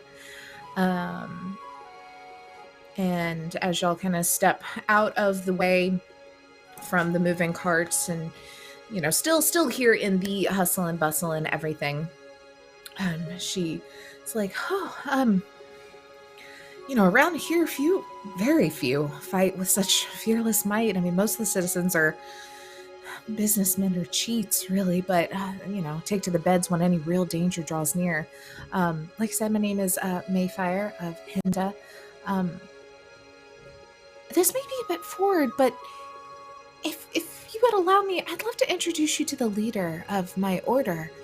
Like I said, it's very rare that we see anyone with some good gumption around here. Order? What kind of order? So I guess you're new here. The general governing bodies here are separated within three different orders, with, you know, different heads of state, essentially. We and my boss is a part of the Order of Indos, and I think she'd be very interested to meet with the newcomers. Suppose we could stand a meeting. What do you two think?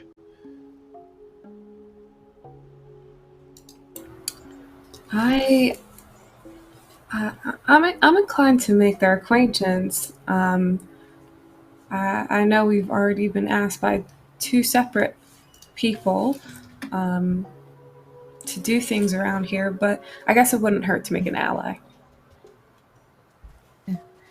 Yeah, I'm always like I said, down a for lot of making people new here. friends. Oh, wonderful. By the way, who is your friend? And Simon's still kind of blobbing around, but where you assume his focus is looking at one of the cats.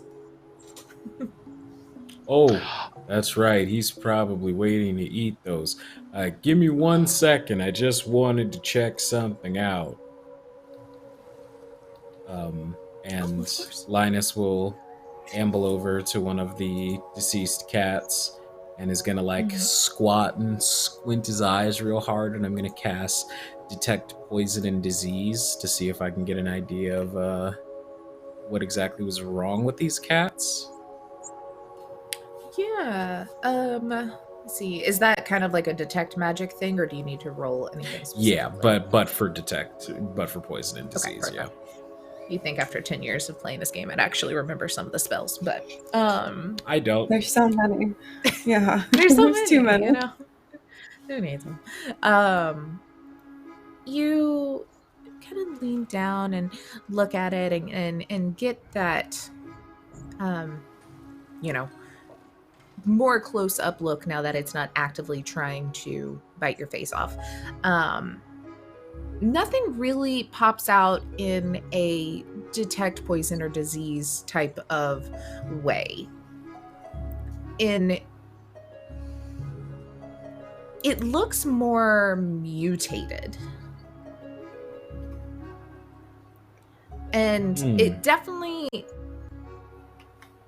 like, I would say probably diseased more than anything would be the correct term, but you're not getting a very specific, like, it has the flu kind of like diagnosis or anything, you know. But you're looking at It's not it the plague. and it almost, yeah. And it almost looks like, think more of a disease type thing, like The Last of Us, where it's, you know, the mushrooms and the spores have taken over and rewritten a lot of its biology. That's a similar look here of this ooze that's kind of seeping out of it. Now you kind of open its eyelid and its eye is almost completely like a dark purple. It is not a cat anymore. It has been turned into some enraged being. Well, that's just a shame. Huh? Simon, you can have one of them. That nice fellow on the boat said don't have too many, so. Are you sure that's wise? I mean, it made the cats very big and angry. What do you think it's going to do to your ooze? Oh, Simon's got an iron stomach, don't you worry. I've once watched him eat a whole sandwich. This is different from a sandwich, I think. So it's looking, I you know, again, suppose if the so. blob could look, is kind of leaning your direction, and we good for real? Like, Go ahead, but if you don't like it, don't blame me. it cubes over it, and you see the cat kind of do its little spin around inside whatever kind of digestive sliminess there is before it kind of very quickly dissolves into nothing. And Simon just kind of like turns his attention back over to you. Looks fine. Just kind of like shrugs. But you start to notice in the center of him is a purple hue that kind of grows out a little bit, and he almost has like a ombre of, you know, the greenish down to the purplish color. But seems fine. You doing okay, buddy? Enjoy it. Well, that's good enough for me. And I'll trot back over and say, sorry, I didn't mean to be rude. You were talking about introducing us to someone? Oh, yeah, so, and she kind of starts to go into some sort of explanation again, and then she looks over, she's like, oh, actually, good timing, and points over, and you see a woman with flowing dark hair wearing a crimson cloak is kind of walking up. You can see that she looks to be kind of a part of the people that have been trickling away from this rally cry that y'all heard previously. And she walks up and she's carrying herself like very like proudly, you know, she's very, very kind of bold, and walks up. It has, you know, like a very soft, deeper voice, and it's just like, Mayfire, did you make new friends?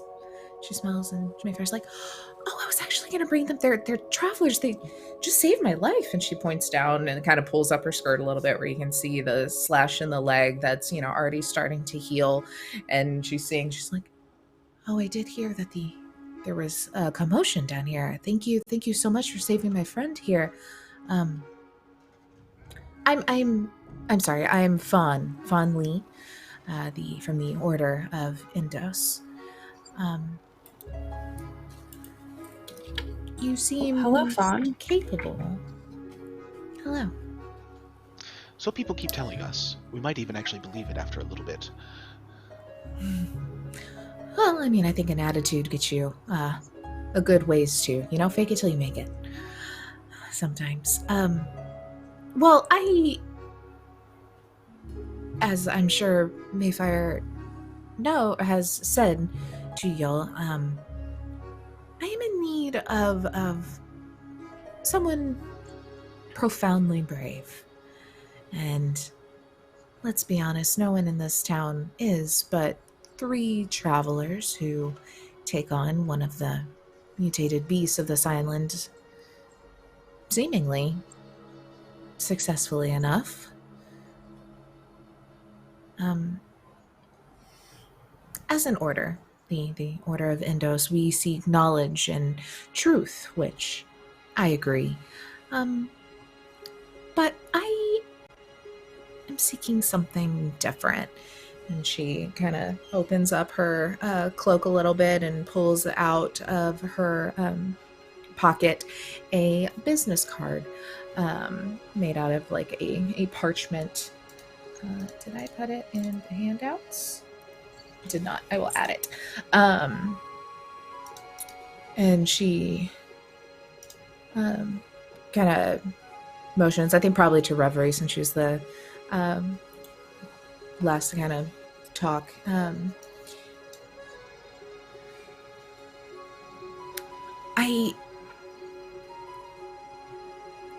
I just, she kind of looks a little more desperate and firm, is like, I really need someone profoundly brave. If you could, I'd love to chat with you in more secure quarters.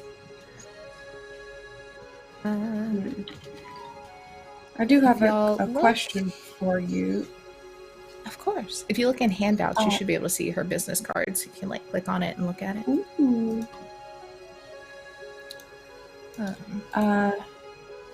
Miss Lee. It struck me as odd that these 3 somewhat mutated cats were just able to come out and attack passersby, and no one seemed shocked by it. Is this something that happens frequently, and why are there no patrols or people here to stop that from happening?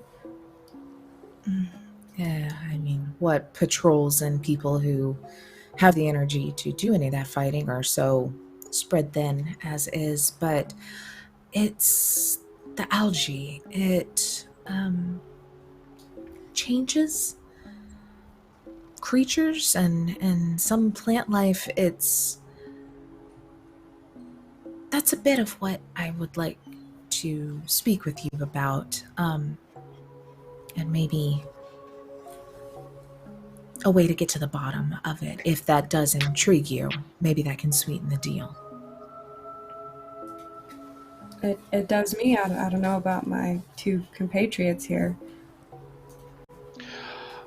I do admit, finding out the origin of this algae might prove to be a story worth the telling. Oh, so we can help at least 2 people at once. I'm in. And we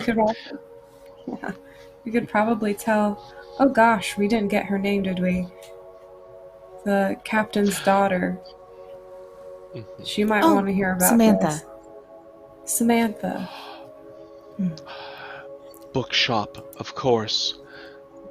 She's a frequent of your establishment? Yes. Yes.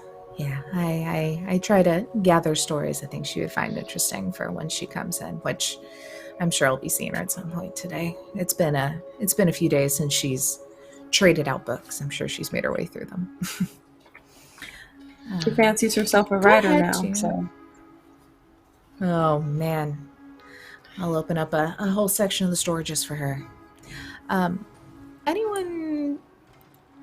I mean, really, all of y'all. Go ahead and roll a quick perception check for me as y'all are having this conversation and the hustle and bustle is starting to move around.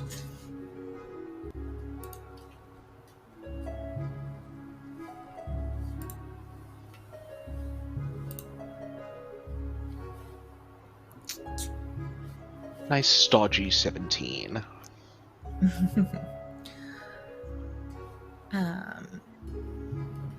Both Linus and Derrin, you notice as y'all are having this conversation, and Fawn has kind of, been like, oh, we'll talk somewhere else, and, is kind of a little loose-lipped. You do notice a few people seem to be paying close attention as people are walking by. You see, I would say probably three people in particular that are kind of looking in your general area. One of them coming rather close, and you see them pull something out of their pocket, and it's like a little glass vial, and they go and they slam it on the ground, and you see a quick burst of light, and then smoke fills up the area that you are in. You notice, you're trying to kind of choke out the breath, getting away from all of this, and you hear a little bit of a struggle and a thud, and then a scream from Fawn as she's like, oh my god, the thief is a thief, they stole my book. And you start to see that the smoke is already kind of starting to waft by with the breeze off of the lake, and Mayfire kind of looks around the area, looking between y'all and looking towards where these people may have gone. Fawn spins around and kind of looks at y'all as she's just panicked, just like, please, if that book falls into the wrong hands, it could mean death for all of us. And she sees panic, and she's like, I'll give you whatever you want. Just get it. Just please get it. Once Derrin realizes that she's not the target, the book was, he's off like a shot after the thief. Wonderful. Let's real quick. I'm going to let me hide this cat that's in this initiative because they are not here. Reverie, you were very confused. You did not notice people, so you just know book stolen, bomb. Oh my gosh. Both Linus and Derrin, y'all know you have at least 3 culprits. And then I will also let the 2 of you roll the first perception check to find them again with advantage, since you know who you were looking for. I'm going to do the initiative real quick.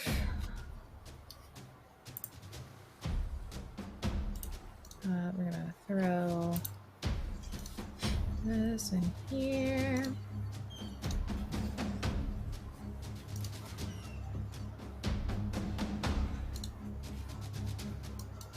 I'm going to also change names on these bandits a bit so I know who is who, but pretend y'all don't know these first initials here.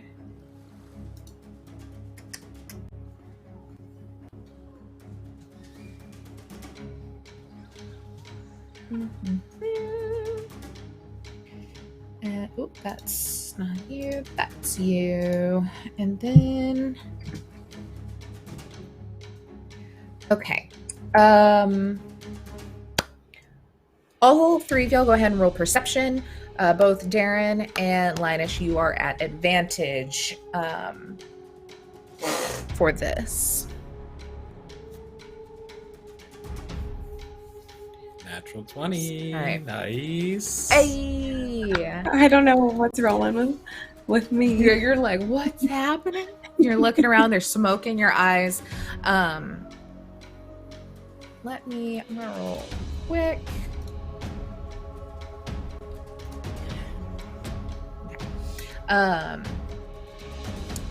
So Derrin, you can immediately point out what the hell is going on.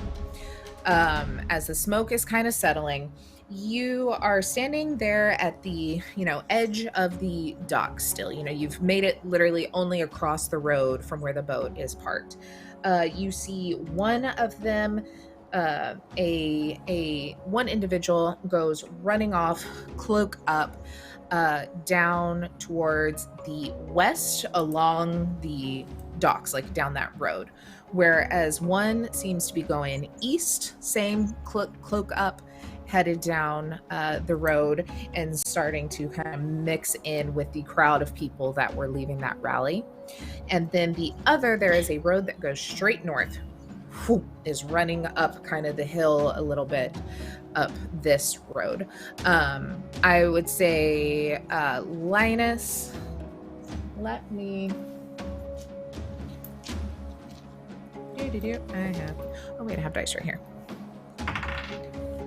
You notice the one heading up the road straight ahead north. You don't, I would say neither of you know where the book is, which one has it. Just now 3 individuals have scattered. Reverie, you are just kind of looking and at the mercy of whatever everyone who can see things tells you. So, let's see. First up with y'all, Linus. Okay, so how far range-wise would you say the one that I can track is at this point? Yeah, I mean, they are absolutely busting it. Like, action, movement, possibly maybe even a bonus action. Like, they are hauling ass. Okay, so they're about like 90-ish feet away from me. Yeah. Okay. I'll just look over at everyone else and say, sorry if I'm going a bit too fast for everyone. I'm kind of the speed demon in my family, but Simon always knows where I am, so if you ever can't find me, just watch where the cube of slime's going, alright? I'm gonna go catch this guy. He seems to be running. Well, I guess guy is a little presumptuous. It might not necessarily be someone who uses masculine pronouns. Either way, I'll be back. And I'm going to cast Cypher Strike on myself with my bonus action. And then with my action, I'll dash. So I can move 90 feet in a turn. And like this big, like almost 7 foot tall furball just, and is just a blur of like dark green. And hey, excuse me there, buddy. I think one of you or your friends might have something that belongs to a friend of ours back there. Just wanted to talk to you if at all possible. My name's Linus. It's nice to meet you. Nice to meet you. What? Just kind of keeps going. Derrin, where and what are you headed towards? And so which one did Linus head towards? I kind of missed that part, honestly. North. North. So there's so one he going went towards the west, hill one. going east, and he went Perfect. north. That's Darren's like, oh good, he's doing exactly what I hoped he would. Reverie, go through the crowd, make a hole. And then he starts pelting after the one going towards the docks. Awesome. And unfortunately, I can only move, dash, and then get within 30 feet. This is gonna suck. Is there any way I can get a little more ground on him?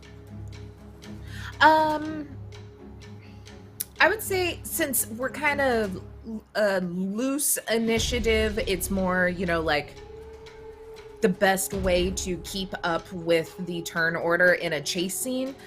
You're still going to be a little pace behind him, but you're going to move into the next scene kind of on his heels. So Okay. Yeah. you'll be, it still just 30-ish, but As long as within reaction area. Yeah, basically as long as I can keep within range of him, within sight, if only so that I can. I'm not catching him, unfortunately, much as I would desperately love to. Yeah, absolutely. But I'm gonna try. And as we kind of go from here, feel free use any tools in your tool belt.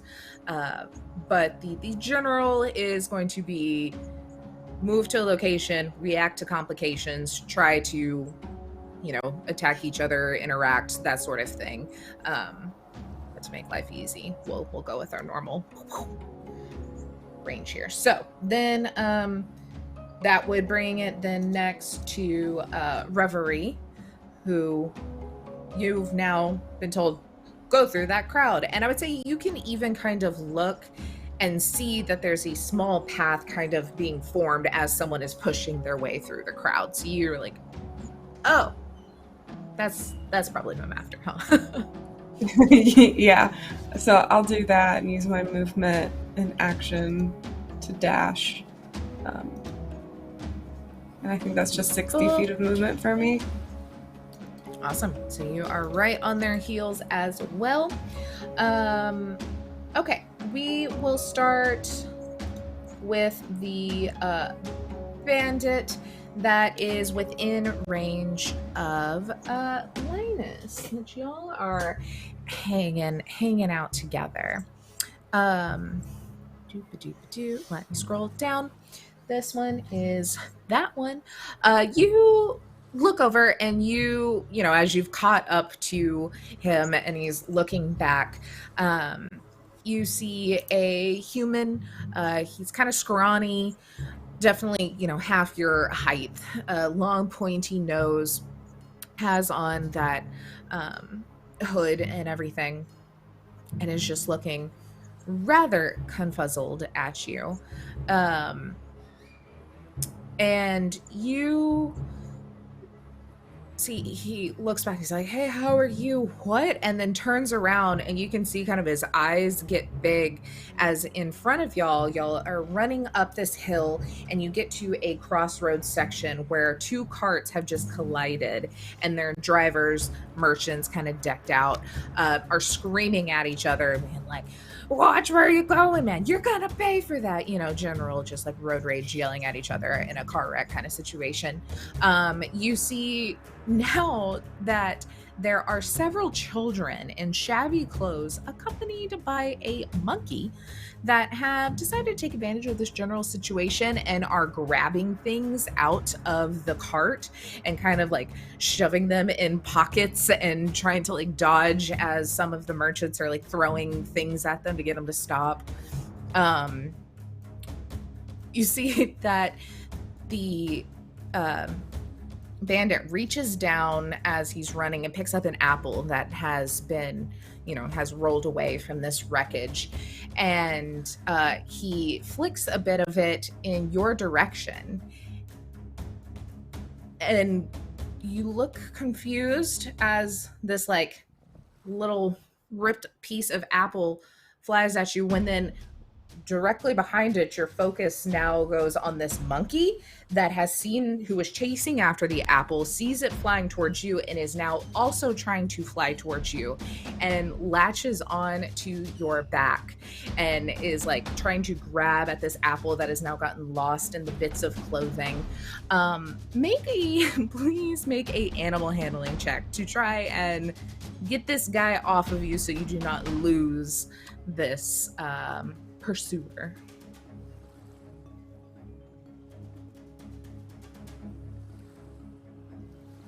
Or you could choose to do a strength check to move it, but I feel like as a ranger, maybe animal handling's the the go-to for you.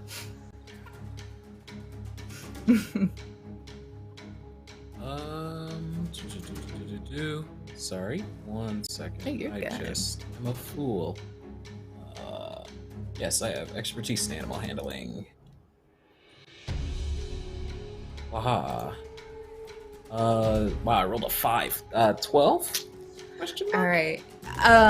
You are trying to grab this monkey that is now fully getting lost in your rainbow cloak and kind of getting wrapped up in it, going for this apple, and you can't quite get him calmed enough to unravel. Question. As a furbolg, I do have limited beast speech, so could I have advantage on that animal handling check? Ooh, I have limited beast speech. Generally, it gives me advantage on charisma checks with animals, but...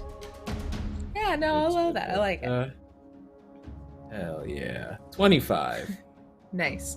Yeah, he's getting all tangled up in there, and you're just... Hey, okay there, buddy. Well, hold on a second. If you just stay still, I can grab the apple for you. See? Yep, there you go. Isn't that much better? In monkey, hey, it's go back to your friends. Yep, no problem.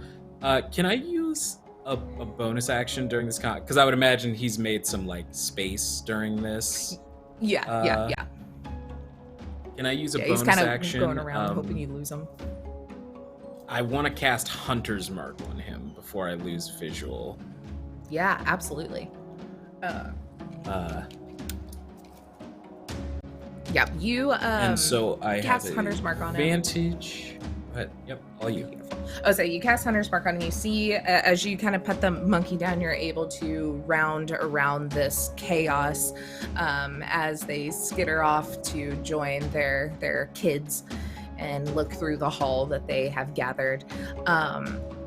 You can tell that this bandit did not think you were going to continue to pursue as he turns around and you are right up on him.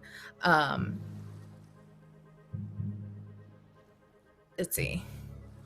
I would say because it was more reactionary for the animal handling check, you are within grasp if you do want to try and do anything to actually apprehend him. He was not, since you did pass the check, he did not get enough distance on you that you can still try anything you would wish to stop him. Okay. Linus's farm training is gonna kick in back when he took care of like plains cows, and I'm just gonna reach in my explorer's pack and pull out my rope and knot a quick lasso and just go, hey, if you could just keep running in a straight line, that'd be mighty helpful. And I want to throw it out. Try absolutely.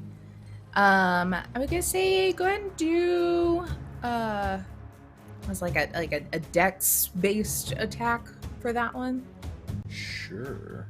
So D20 plus dex. I would not add proficiency. I don't think you're proficient in lassoing.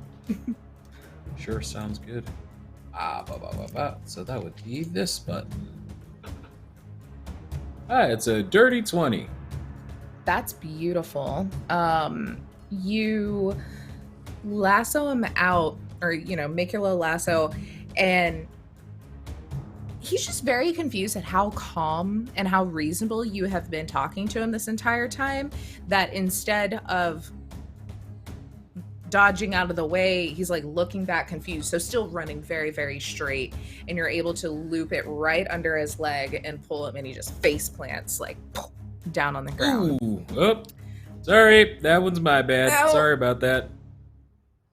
Like looks all like scraped up on his chin. So we'll hold there. You've got him at least on the ground currently. Derrin, you are chasing your individual who has gone that direction. Let me see what chaos unfolds for you. So I was wrong. This isn't Assassin's Creed. It's Raiders. You're running down the docks as crew unload crates of rice and random trades from these large shipping vessels. You even see several tourists disembark on flat bottom barges that have different flags from different areas nearby. third vessel holds a towering marble statue of Prince Aaron, who you know as the only surviving kind of monarch in this area, encrusted with emeralds and wearing a solid gold crown. You have been chasing this individual. Oh, that's an O, not a D. I can't read my own handwriting. The tourists are coming down. This individual kind of dips into the crowd, and you kind of blink, and you're like, there's someone in this crowd of tourists that look very similar to this bandit that you've been following. Please do a quick intelligence investigation check for me to see if you can see, like, they definitely use this crowd as cover, and you didn't get a great look of them. Investigation. I don't know what kind of bard you think I am, but thinking is not one of my actions. Oh dear. Yeah, no, not really. You run into the crowd up to, let me see what this person looks like. It is another gentleman, very tall, athletic kind of build, and we'll say it has like a real light brown colored hair, and you turn him around thinking that this is the bandit that has just ducked into the crowd and lost his hood. And you turn him around, and this guy just kind of looks real confused at you and like jumps back. He's like, what? I didn't do anything. What? Sorry, my mistake, and kind of try and move around him to see if I can find the right person. He's like, okay, and kind of steps out of the way, real confused. You see there's like another guy next to him that's like, what was that guy's problem? It's like, I don't know. I hate this place. Like, it's kind of it's like your first trip on the subway in New York. You're like, oh, God, I hate this city. It's Fanos. yeah, it's Fano's things. No problem. Okay. You currently do not see your individual. Reverie, you have been following this person that is actually a D. While I'm here, let me describe kind of what you see. Another he, him. This one is very lean, and you caught a quick glimpse of him as he turned, looking back, seeing that someone was pursuing him. You can see burn scars cover the majority of his face. And you are going to...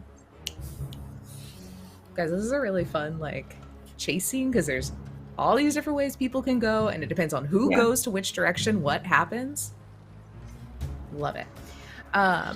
You are running after him, and you see a trio of ruffians kind of like step up out of the crowd and kind of like lunge at you as you're kind of running by, and you hear them yelling just general angry kind of profanities at you.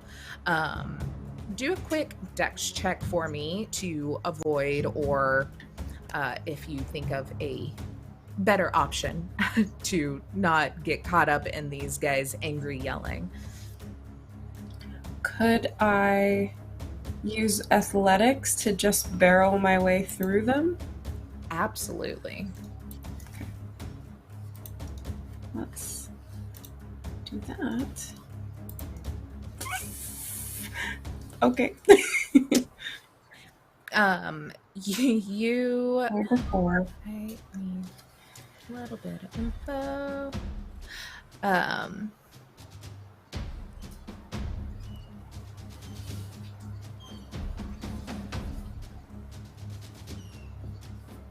There's something that I'm looking for that I don't know where it is.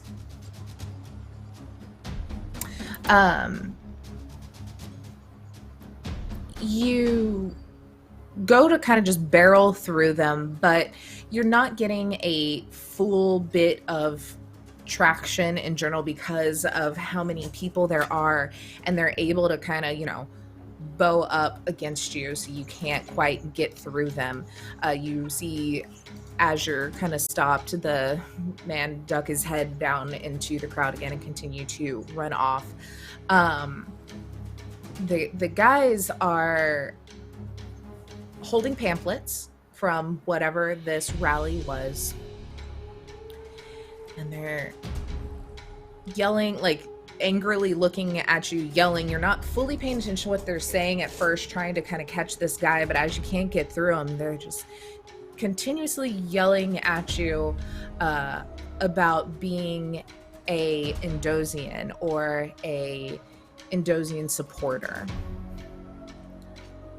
You no clue fully what exactly that means, but they are very, very upset about it. Yeah, what would you like to... Is there anything I can do? Like, do I have any actions or anything like that?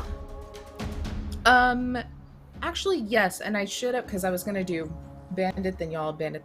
I'll bounce back to Derrin to be able to do a legitimate action after this as well. Yeah, so you have these three guys. They're kind of up in your face. You have lost sight of this other individual, but if there's anything you'd like to fully do with a action to get away from here, or, Oh, well, I mean, if I lost sight, then it wouldn't work, because I need whoever I'm chasing to be within 60 feet of me. Gotcha. Yeah. I think I have to see them. Yeah, to a creature I can see. So... Yeah. Now you've lost them, but to diffuse your current situation, you can do with what you would like. Yeah, I just kind of look at the guys in front of me. I'm not Indosian. I'm not from here. Let me pass, please. Kind of all gruff, and they're like, yeah, but you could be working for them. I'm not. They're going to treat you just as shitty as they treat us. Just gum under their shoe. That's kind of how it is everywhere. So thank you for putting the word out, but accosting people like me isn't going to help your cause. Rally together and do something, but I need to go. Go ahead and persuade, intimidate, kind of either or I think would work if you have one that favors. As you are a big person. You're obviously not from here. They're kind of like, okay, maybe this isn't our cause. Maybe it's better spent somewhere else. So it's a little easier. But I will. Oh, it didn't really carry over. I'm supposed to have a +3 to both intimidation and persuasion. Okay. But I will do persuasion. Oh my gosh. Yeah, they're yeah, I would say, they're not trying to stop you by any means, but they're not allowing you really to get away from them quick enough that you can avoid this issue. Okay. But they're like, no, whatever, and kind of start to grumble the other way. Derrin, what would you have wanted to do after you realized you've lost sight of the other guy? You realize this is not who you're chasing. Honestly, I'm of two minds, because one is, try and reacquire this guy, see if I can see him making his way through the crowd. The other one is the more fun option, wherein I prestidigitate some flashing lights and sound to make people scatter a little bit and see who's doesn't turn to look at the big flash and catch him up. So it's just like going that round, you think? Yeah, I think we're gonna go loud here, because I think that's the way that might be a little bit faster and more expedient towards getting me to where I want to be. So it's just like he kind of looks around, he's kind of searching through the crowd and just I was hoping to save this for a good show. Reaches into his pocket and just wonders, and just flings his hand out, and there's flashes of lights and sound Yes. Do a performance check for me. It'll still be a show. Yeah, sure, why not? It's just street magic, you know? Yeah. Everybody's yeah. favorite.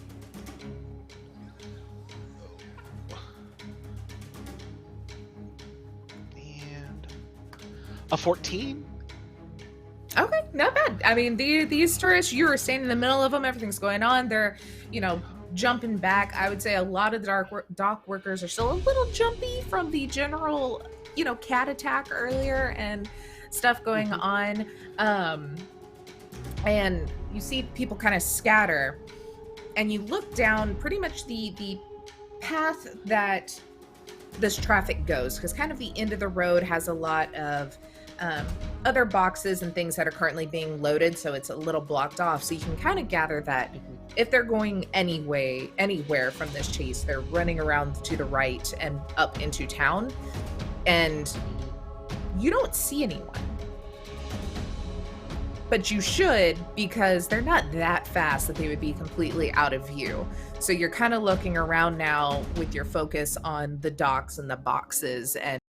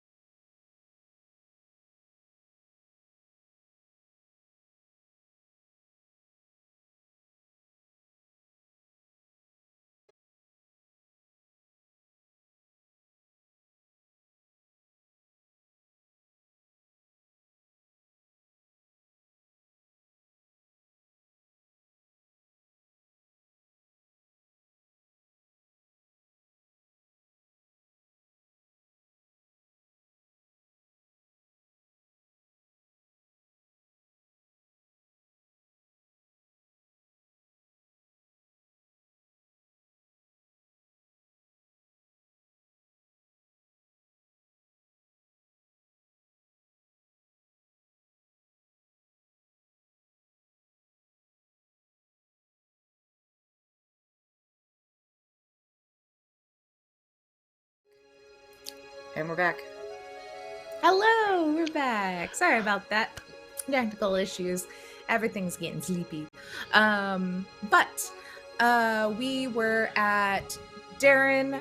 You were looking where someone should be running. They are not there. Okay, that's not good. Start looking around to see if I can see any place they might have ducked into. Potentially maybe a sewer grate or something they could have flung out to the side.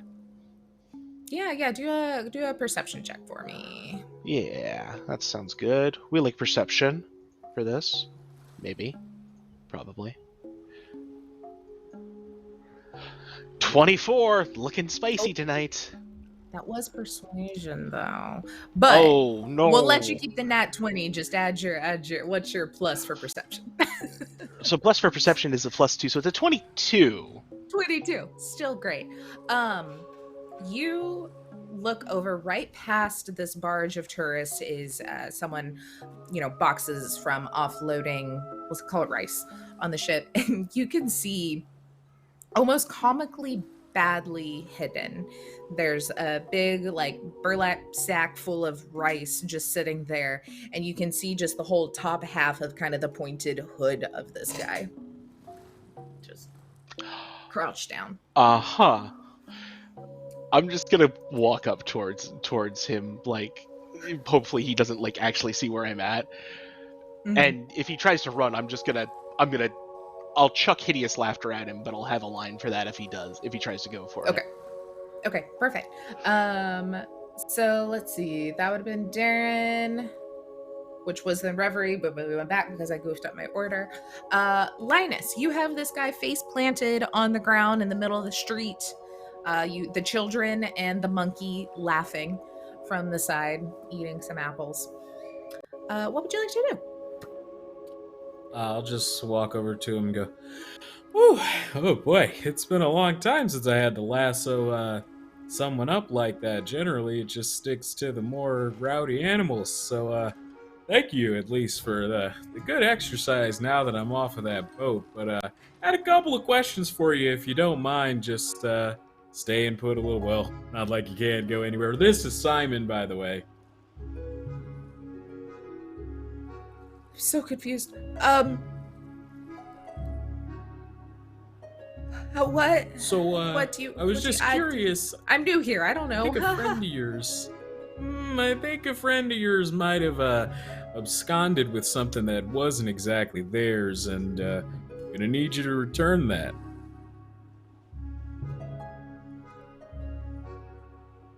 What are you talking about?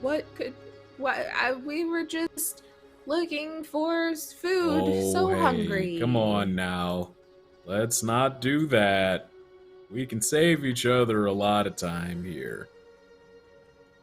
Do a persuasion check. I'm gonna go ahead and just give you advantage on that because you have a giant slime that's just like now finally starting to catch up to the scene.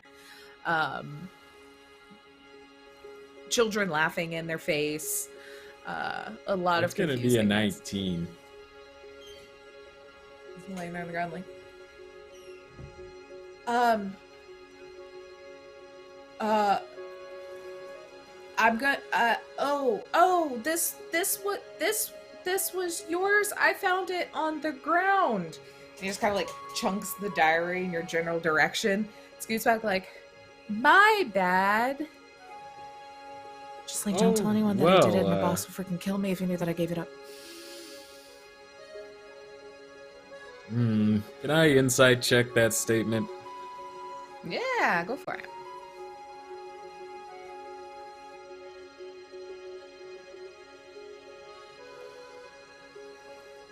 Oh, did it do that? There it is. It's only an 8.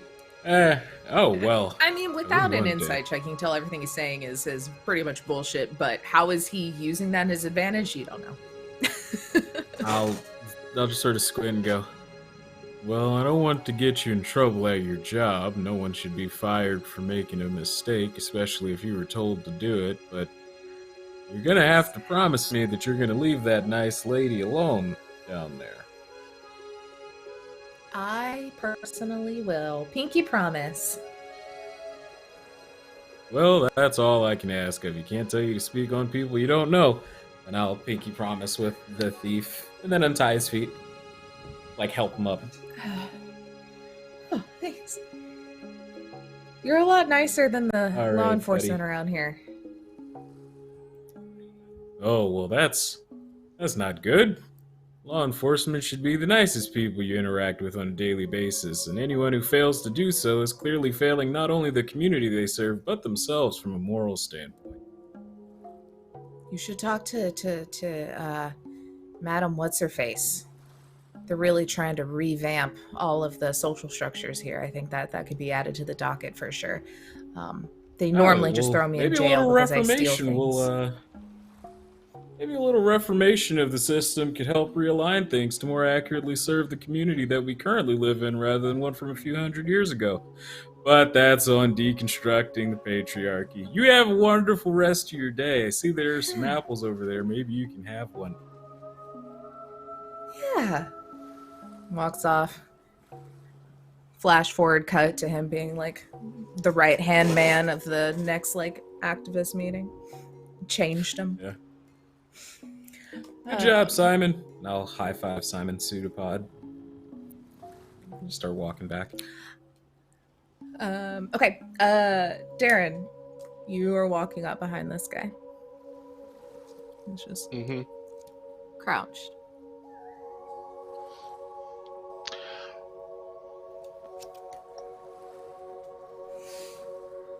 Just starts to like try and skitter off. Stomp right on his cloak.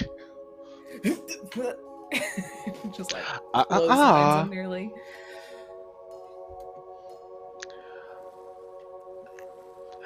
We can do this very easily. I don't have anything. And it. Show me. He just like kind of opens up his cloak. Nothing. Pat that. Wasn't me. Pat the pockets. Make sure it's not in there. I mean, there's definitely stolen things, but not a book. There's like 12 watches in there. Why would he have 12 watches? I am not mad.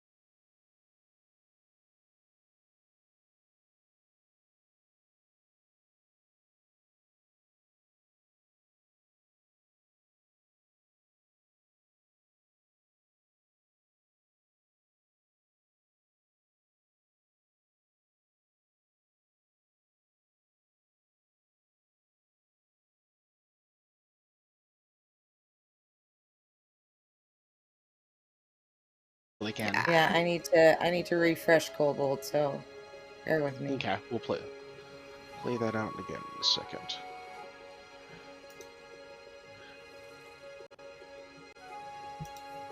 Being dumb, Kobold. Oh, I think we've got sound. We have sound. Ooh. Let me...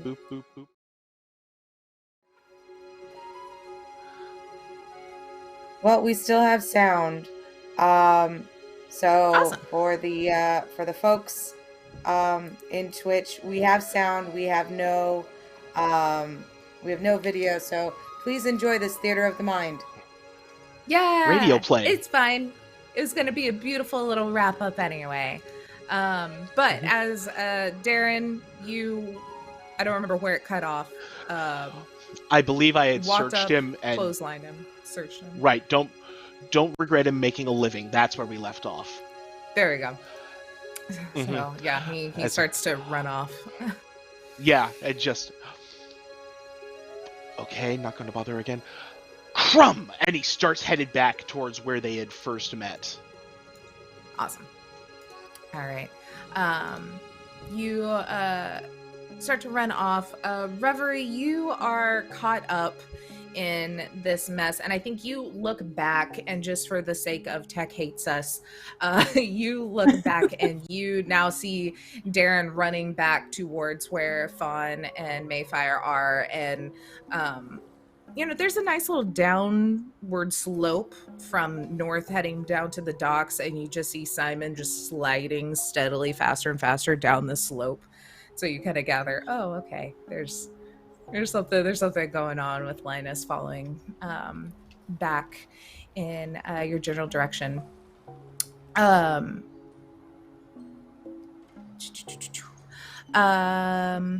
actually, and we'll even say you kind of go and you see Fawn has left.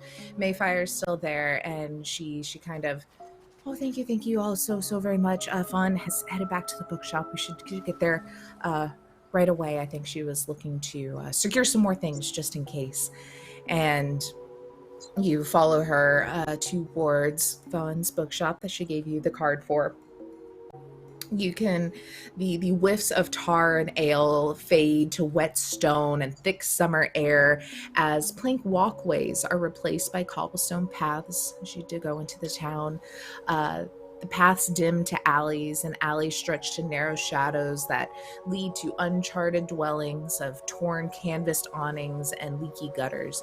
Along the road, windows shine with an orange glow as a restless energy stirs throughout the neighborhood of Tethia. We will leave everyone as you walk up to the front of Fawn's. Let me view what her thing's called. A Waterleaf Bookshop, which, let's see if I can get a nice little transition here.